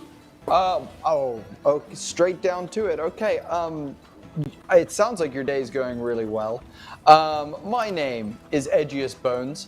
I once was a private detective here in this gorgeous city. I actually have a home in the lower tier here. I've simply returned from many years of travel in which I have done things. Lost some and now weight? I'm back. You could say that. Well, I lost the weight before I left, but I used to dress up, kind of like have you ever heard of drag? We have some drag acts in the city, yes. Exactly like that. So I used to dress up, hide my identity, but I thought this time I'd be legit. And look, I'm just gonna say, maybe consider, you're part of the city guard. You represent this city of the great 7 families, and your first reaction is, do I attack that creature? Look, you're an orc. I'm not going, oh, do I attack that orc because he's like, let's, some respect here, homie. I'm just a person just like you, So just for context, half-orc, and usually when skeletons move, and that's some necromancy, and we have to put them down. So forgive us for maybe being a little bit disrespectful. You are forgiven. You are 100% forgiven. What's your name, soldier, guard, gentleman, ward? No, I hate when people ask me this, because it's such a simple name, it just makes me look foolish. My name is Grug. Grug? Or Grog? Grug. No, Grug. Grug. Grug. Yes. 2 U's. Oh, to you? Oh, No, just that's Grug. fun. Just Grug. Grug. My parents were orc, and, well, my father was orc, my mother was human, and yes, me, I am Grug. Oh, that's so weird. That's like the two famous bards. What are they? Prince and Cher, I think. That's such an interesting way to go about that. You make me feel better about single name now. I appreciate you. Hey, they were great musicians, and if you ever get a chance to listen to any of their ballads, I do a good cover of one of Cher's songs, actually. But it's neither here nor now. Look, the question So I tempted to make you sing this. Sorry, you had a question. Grug, yes. I'm looking for a gentleman. I was told that he sits atop a high mountain. His name is Kenji Matsumoto. I would appreciate if you could point me in his direction. You seek out Komu Ryu, the village. Oh, that's a village.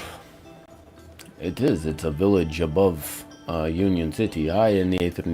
Not an easy journey. Indeed, many who travel there die on the journey. Are you sure you wish to take and go? Well, it can't get any worse than it currently is, my guy, as you've noticed. So I think I'm good. I think I'll roll the dice on this one. I don't know. I imagine skeleton falling down mountain be like Skittles, just woof, everywhere. You know, I actually really love that food as well, so that's an interesting comparison. Look, my guy, so you mentioned it's Komu Ryu, or something like that. Komu There's a Ryu. Right, that's the one. You nailed it. Your pronunciation was way better than mine. Is that northwest-east? Head up to topmost tiers of city. Don't go up to Skydock. Stay on topmost tier. You will find a path into the mountains. It is the only path from the city into the mountains. It will start simple. Trust me, my friend, when I say it is not as simple as it looks. Do you know what, Grung? For some reason, I really believe you. I have a final thing that I may ask of you, good sir. And Edgious is going to reach into his boot and pull out one of his boot coins, and is going to turn to him and be like, can you deliver a message for me? I am not messenger. And a small boy comes running up. Yes, sir. Yes, sir. Message. Hello! And Edgious leans in really close, scouting all up in his face. What's up, little man? How are you doing today? I'm okay. I am going to pay you, and you're going to go send some messages for me. I've got 2 messages for you to give, and the quicker you could do that, the more I would appreciate it. And possibly, if you somehow find me again, shouldn't be too hard, I will happily pay you a little bit more wonga for those messages. Okay. Cool. Okay, so let's get started, my diminutive friend. I need you to take a message to the owner of the Jarl's Hearth. His name is Rurik Lordbach. Can you please tell him that Edgious Jones is back in town, and to get my room ready, I look forward to seeing him for a drink later later. Just tell him to get the room ready. Okay. Yeah, you got that. Okay, say it back to me, go- just so go- I know you heard me, because go- you're go giving to me some Yo's real house. paralyzed in fear stuff. Go to the Yo's house and tell the owner to get Jesus Jones' room ready. Yep, nailed it. Okay, that's number 1. Number 2, you ready for this? This one's going to be fun. Okay, so I'm not sure if you've ever dealt with any of the noble folk in this city, but I need you to go deliver a message to one of the 7 great houses. Are you lickety-split with that? And I can do that, yes. Awesome. Awesome. That is perfect. Cool. I need you to go deliver a message to Mara Blackveil. Tell her that an old bony friend of hers has some information that he would like to trade with her. And also tell her that that Edgious is very much excited to see her porcelain face again. Okay. No. We're Black going to Veils, play this game again. Yep. Go on. Go to Blackvale, tell her that Bony Friend's back, and She should look forward to seeing Edgious' face. Close enough. Here's 1 gold for you, good sir. Off you pop. This is the 1 gold and it's fucking gone. Oh, Wow. Well, this the kid, messengers have there gotten is better in this literally Grung. like almost we as they are scared pissless. Grung, since when did the messengers get better? Last time I checked, the service in the town was absolutely terrible. You couldn't find a page boy to do anything. They were usually at the taverns drunk as I was. Oh well, yes, 7 houses. Things get better. Plus, most of the messengers that don't deliver lose jobs, so no business. I like that. Well, Grung, you know what? You're a dope guy, and who knows? One day I may circle back to yourself. Do you have a barracks or something that you work out of? Well, barracks. Kind of like we work shifts here. I have a home, not far from the Old Heart, funnily enough, just around the corner. So that is where I stay. Do you go there often? At what home? Yes, every evening. No. The pub. The pub. You mentioned. Oh, the Old Heart. Usually after my shift, yes, I go get an ale. Yes. Dope. Do you know what? I'll probably see you there sometime, Grung. And you know what? I look forward to hopefully sharing a tankard with yourself and possibly discussing the intricacies of my death and possibly your life with parents that love you. I look forward to seeing how ale works with this. And just motions to your body. You know, you are, wow, just a bag of judgment. I'm out of here, Grung, and I will catch you on the flip side. And Edgious is just It's gonna ride grog. Jezebel away. Yep. Goodbye. Very good. So you ascend through the various tiers of the city, and eventually find this path, which is actually denoted by a very East Asian looking archway with sort of these red pillars and this vaulted roof, which then there's a couple of flags on it as well, which then leads into this small path. You're not getting Jezebel up here. I will definitely disembark. Disembark? That's not the word I was looking for. I will climb off of my beast, and I shall tie Jezebel to one of the poles of the Tory gate, and I will just stroke her nose, and we'll go, Salsan, Sese, Salsan. Just talking absolute gibberish to this moose as if it understands me, and then we'll turn around. Yeah, you always so good, good girl. I'll be back. You just stay right here, and Edgious will then get a bag of whatever he's been feeding Jezebel. We'll slice a small bit in the bottom, and we'll hang it off of the gate in front of her, so it's like dripping seed or whatever I got onto the ground, kind of slowly. Very good. You wander up this path then, and temperature begins to get colder and colder as you ascend higher and higher. The path itself begins to wind into a forest, mountaintop forest. It is silent in here. I need you to make me a survival check, please. Oh, my favorite type of check. Golly. Okay, that's a 15. That's not bad. 15. You manage to navigate through this forest. It is hard at moments, and you find yourself sinking into your inner thoughts in this silence. There is nothing but you and your own head, your own thoughts, your own mind. Maybe an insight check, please. On myself? Mm-hmm. Incredible. Fucking nat 20, bitch. +7. That's a 27. In this moment, then, as you're wandering through this forest, this silence overcomes you, and you think, this feels a little bit like a test.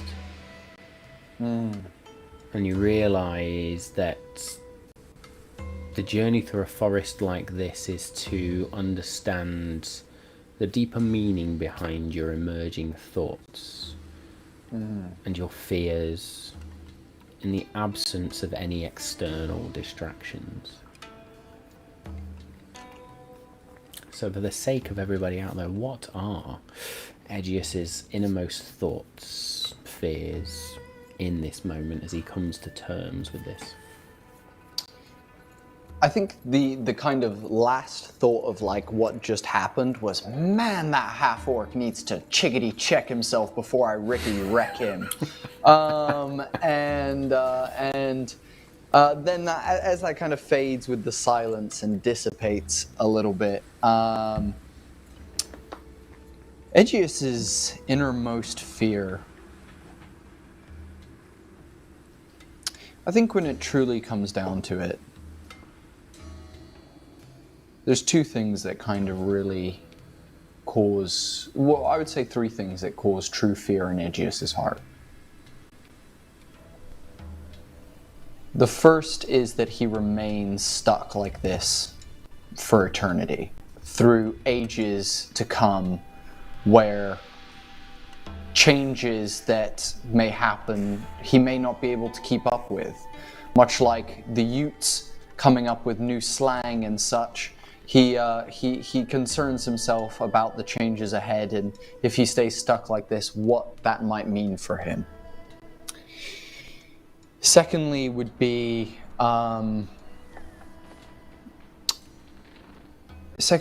letting down a promise that he made to his wife the day he left to go capture Klein the first time.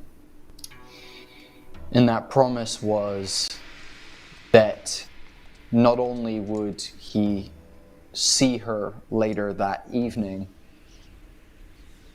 but that this capturing of such a high-profile person would lead to better things for his family, to not only a better life, but also a legacy.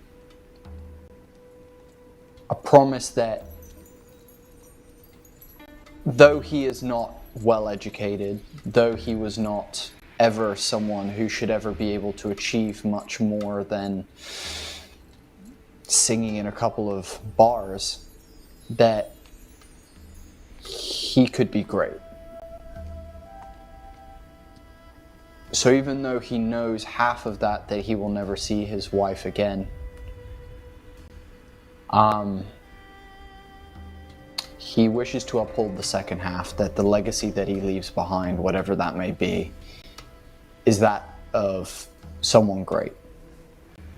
And then the final thing, and the thing that lingers most with him, is the fear of his greatest nemesis, Maximilian Klein. He bested me before, and he's bested many others. Edgious is, he's now grown in power and grown in mind, but that's why he's here. He's here to take himself to another level. And it seems like one of the few fears that he can conquer. So that's what he's thinking as he makes his way through the forest. Make me a perception check then, please. Ouch. That's a 13. Very good. You continue through this forest, picking your path and eventually finding an exit out into this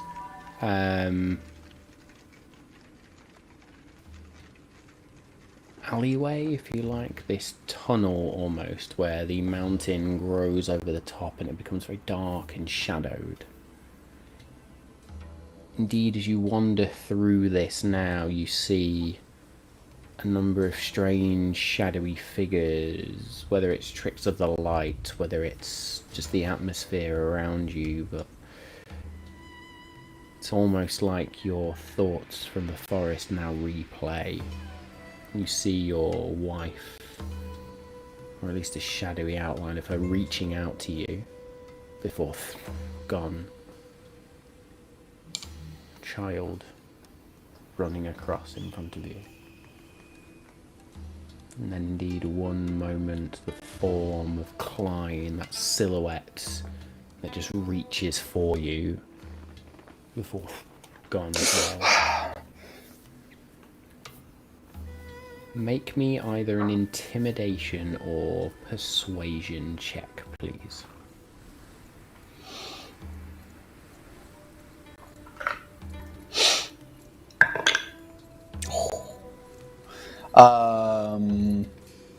Let's have a look. It's the same either way. That is a 27. Flaccid. Okay. Tell me whether you would like to intimidate or persuade, please.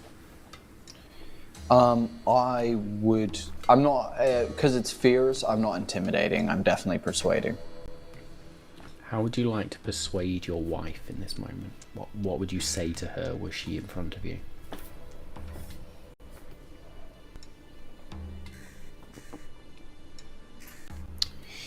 Or indeed, how would you persuade yourself out of this?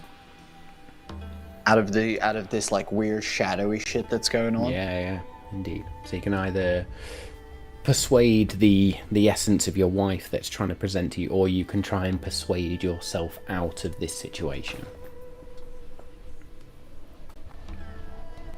I think Edgious doesn't believe in this kind of ethereal bullshit. So he's saying to himself in his head, it's not real. They're gone. You know this. Don't kid yourself. As he sees like his son Heron's shadow run in front of him, and he like wants to reach out and grab him as a shadowy arcane tear falls out of Edgious's skull down his face as mist kind of drifts up as it then dissipates into the tunnel with him, and he just continues forward. Maybe a Constitution saving throw, please. Fuck me.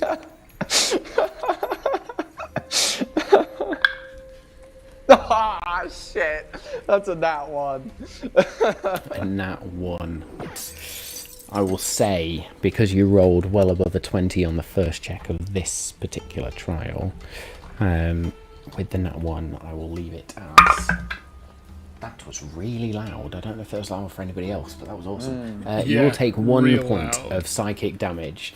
1 point of psychic damage as you try to endure the emotional and psychological toll of facing these aspects of yourself. Make me a perception check, please. Switching up d20s every time here, and I feel like it's helping me. That's a 17. 17. Very good. Wait, did you say persuasion or perception? Sorry. Perception. Cool. Yep, 17. You break out of this tunnel and there is a sense of fear that overcomes you, and at one point you feel like you saw a flash of pink, which is bizarre.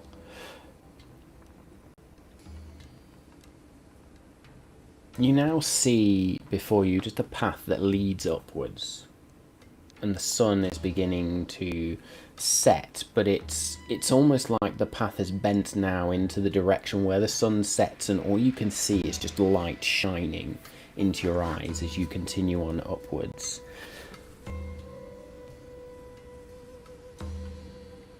You feel wounded. That psychological trauma, despite not being great, not being massive, has dealt a toll on you as you now just walk into the light. Make me a medicine check, please. Oh, that's fun. Yes, Matt. Yes, Matt. One underused skill. Thank you for that. I love that. You are you legend.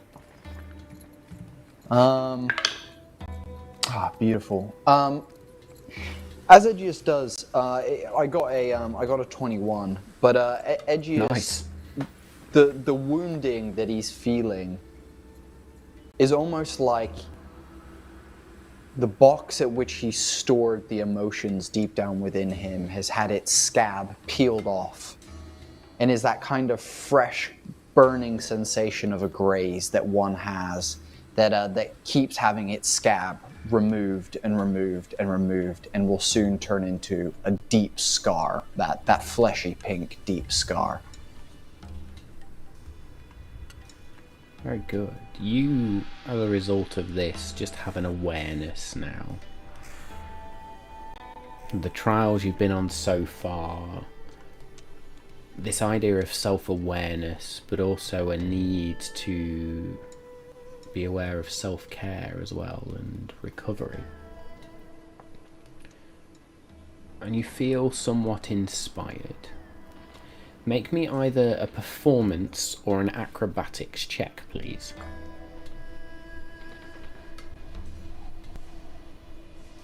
Do I get advantage?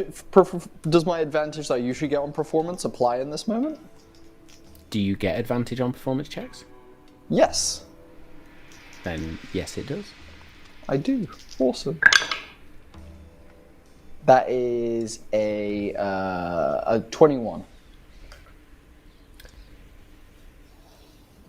As you express this newfound clarity you have, this strength you have in going through these 2 trials, 3 trials now you think of it,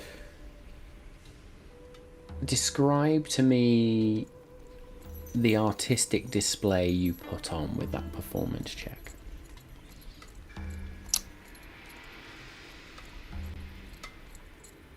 So there's a song that resonates with Edgious a lot.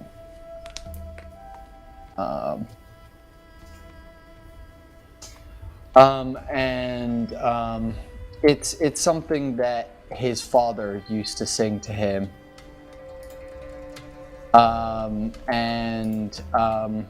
It's something that is very powerful and something that means a lot to him. And as he begins singing, he begins crying more of these kind of shadowy tears, as he's, he doesn't actually have, the ability to cry at this point in his life. But this feeling of like, I need to care for myself and things like that, he's, along this journey, he's been worried about Cavan, he's been worried about Jewel, he's been worried about Lex, he's been worried about, Morse Tacey as a whole, Dryad's Gate, the old lady who was clearly needing some sort of direction in life, which he gave her by making her a receptionist. Brom, all these various things. And he realizes that he's not taken a moment for himself in a very long time. So he begins singing, "Leaves from the vine slowly fall like fragile tiny shells, drifting in the foam. Little soldier boy, come marching home. Brave soldier boy comes marching home." And just continues to cry. And in this moment there is a flash of pink once again. Make me a perception check, please. Come on, baby. Give me above a 13. Fuck my life. Oh, jeez. That's a 7. It's a 7. So in this moment then you see a flash of pink, you continue to sing and walk forwards, and then you hear a voice from behind you. That's a beautiful song. Edgious stops in place as just his head rotates round in place to look behind him at the person that is behind him. Okay, well, one, that's creepy. As Two, the rest you of his body now made it. rotates round. You made it this far. As you turn around then, you see an individual, a female individual. She is adorned in martial arts monk's robes. She has fairly pale skin and this shocking pastel pink hair that is tied up in a sort of bob behind her. Her eyes the brightest of blue, and beneath the robes you can just see the hint of subtle tattoos that seem to go across her neck, and from underneath the sleeves as she stretches her arm out you see these braces, but underneath the braces more tattoos as well.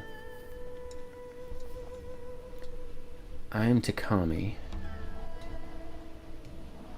What brings you to Komu Ryu?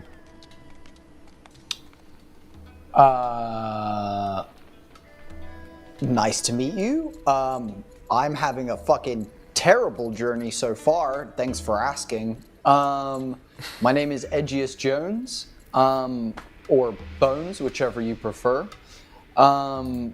First of all, before we get into anything, I just have to say, I'm loving the pastel goth kind of vibe you're going for. It reminds me of someone I used to know a long time ago, and those tattoos are metal as fuck. Those are super dope. I'd love to know who your artist is, because when I get my skin back, I'm definitely gonna go get me some ink from that person. What am I doing here? Do you always talk this much? I mean, yes. Is that a good or bad thing? No. Existential It is crisis. what it is. It is what it is. You've not answered my question, though. What brings you to Komu Ryu? Great point. I'm here for a gentleman by the name of Kenji Matsumoto. I've been told that if one were to be looking for training to inflict grievous harm upon someone in an honorable way, he's the dude to talk to. Do you know the dude?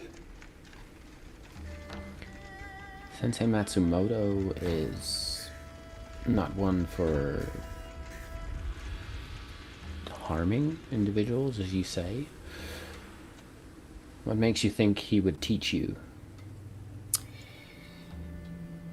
At this point, Edgious gets quiet for the first time in a long time as he stares this person in the eyes. And though he doesn't use his changeling shape-shifting ability, she can almost see Edgious's true eyes within his socket. Not the brown that he has when he's in his Mr. T form, not the gorgeous blue that he has when he's in his female form, but instead the emerald green that he once actually held within his skull. As he says,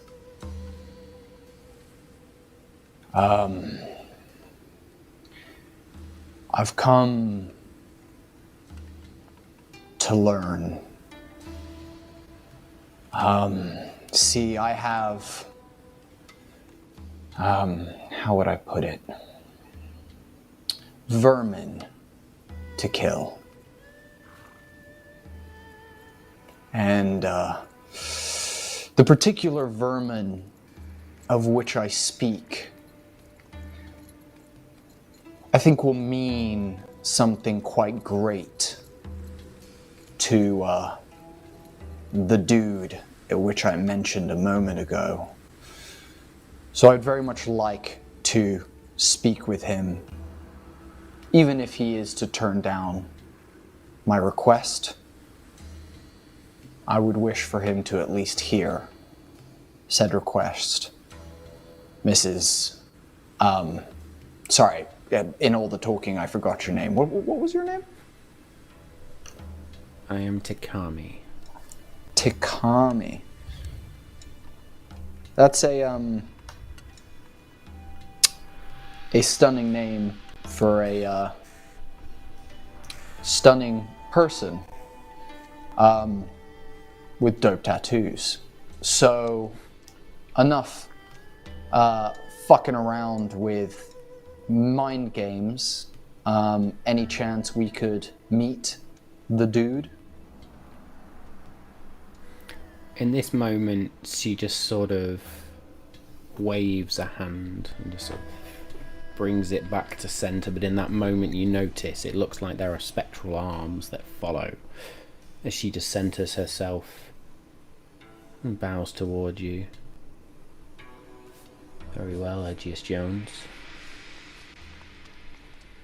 But think on this. Who are you really? Follow. And she begins to just walk off. And you notice now there is a quarterstaff strapped across her back as she just continues walking forwards.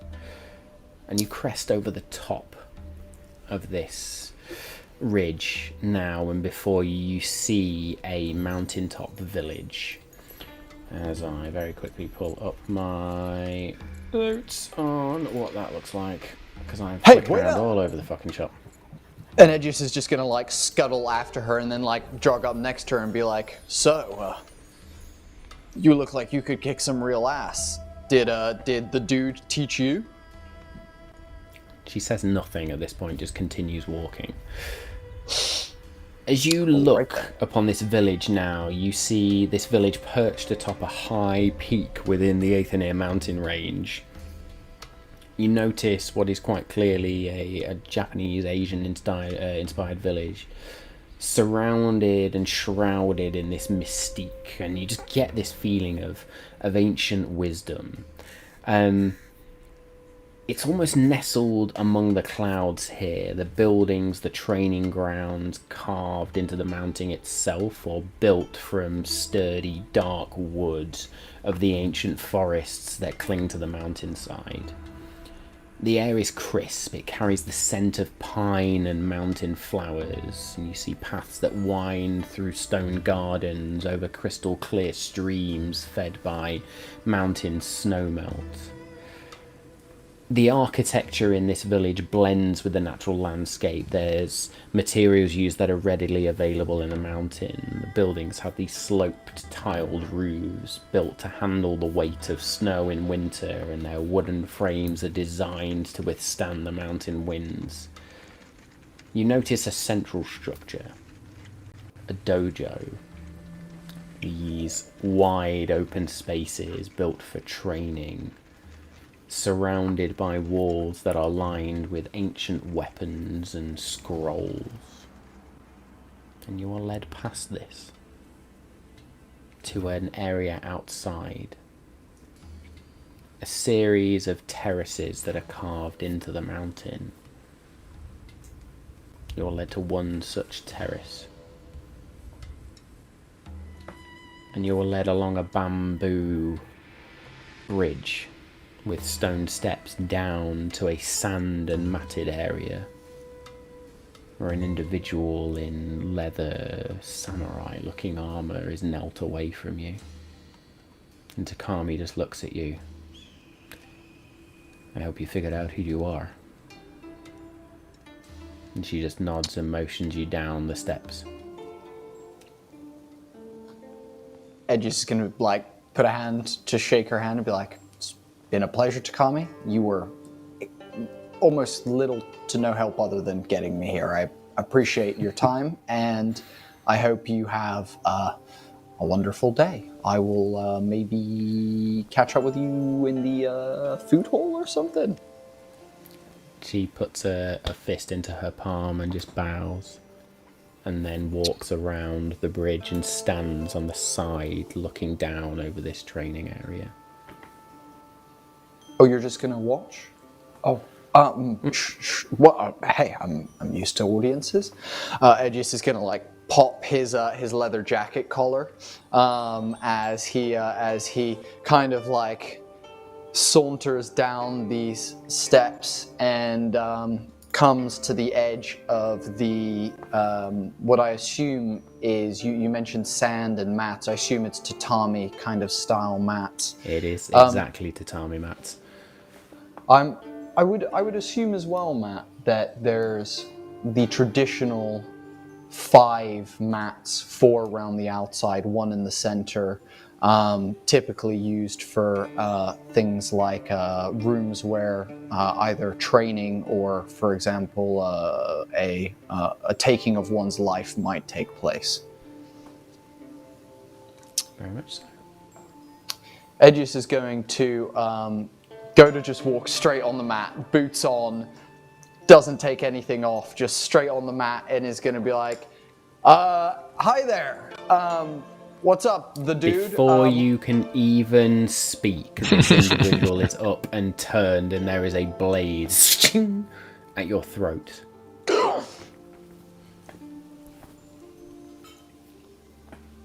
Nice sword, really sharp. Hi, nice to meet you. And he's gonna take like a conceited step to the left around the blade and kind of like slide his neck down the blunt edge of the blade. And is gonna go, I'm Edgious Jones. Are you the dude? Are you the guy? The Kenji Matsumoto? Is that you? Are you still stepping on the mats in your boots? Yeah, 100%. I don't know any etiquette. 100%. There we go. I'm so here for this. What's your armor class? 13? Say again? 13? 13. As you step around the blade and go to step on the mats with your boots, this fist just boom, connects. You are going to take 6 points of damage, as you are also... let me just double check this.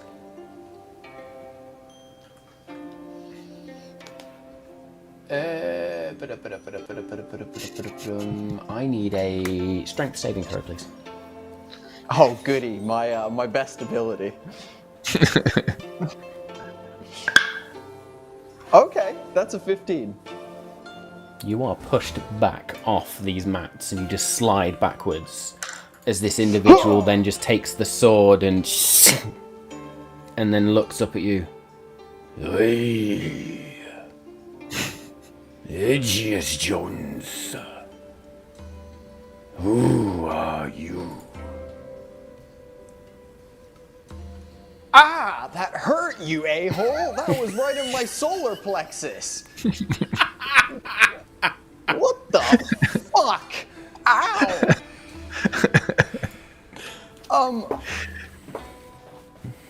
I am Edgious Jones. You just said it back to me. Who are you? I just asked who you were. Who are you? And at this point, Takami's laughing.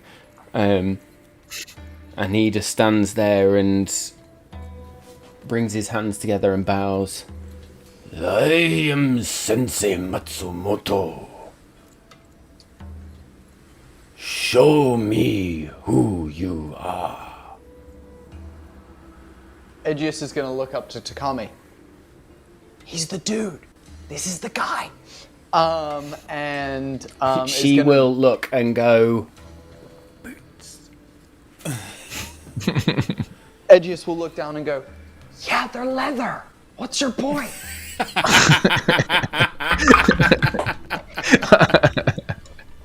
Another fist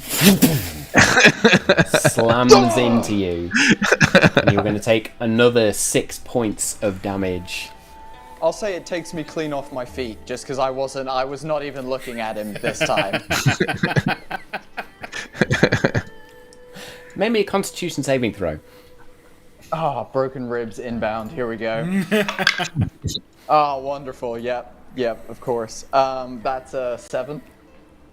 That's a 7. You land on your ass and you are stunned as they have hit you with such force, and there's some energy into it. You just feel yourself stunned. And then this individual takes the blade out again. Show me who you are. Edgious is going to place a hand on the ground and look deep in his eyes and goes, you know, I really thought you were going to be more chill than this, but you're being a little bit of a dick right now, man. And is going to stand himself back up, and he's going to cast his Shadow Blade spell and conjure a blade of shadows into his hand as he rushes forward, hands behind him, and slides in onto the mat and goes to thrust the blade towards him. And in that moment then, as Edgious draws a shadow blade and Sensei Matsumoto stares down at him, we are going to leave it there, and we are going to pick this up first thing next week. Thank you for that moment, Bodhi. Thank you so much. I've been so looking forward to that whole moment all week. Well played, guys. Fucking well brilliant. played. No, well played, all of you tonight. That was an amazing session. Loved all of that. Thank you, Matt. I mean, the settings. settings of both were incredible. They were a stark contrast, but fantastic. Great, It loved has it. been well worth it. So we will be back next week for episode 51, where we will pick up with what Lex has been doing. We will continue this spar between Sensei Matsumoto and Edgious Jones, as they have introduced themselves. And yes, we will see what happens with Kevin, Jewel and Lex on the journey to Union City as well. But thank you all for being with us. Thank you for being in the chat. I have thoroughly enjoyed myself during that session, so thank you to my players for being awesome. You're all amazing. Love you all. Listen, I hope everybody has a great week. Stay safe. We love you all, and we will see you next time.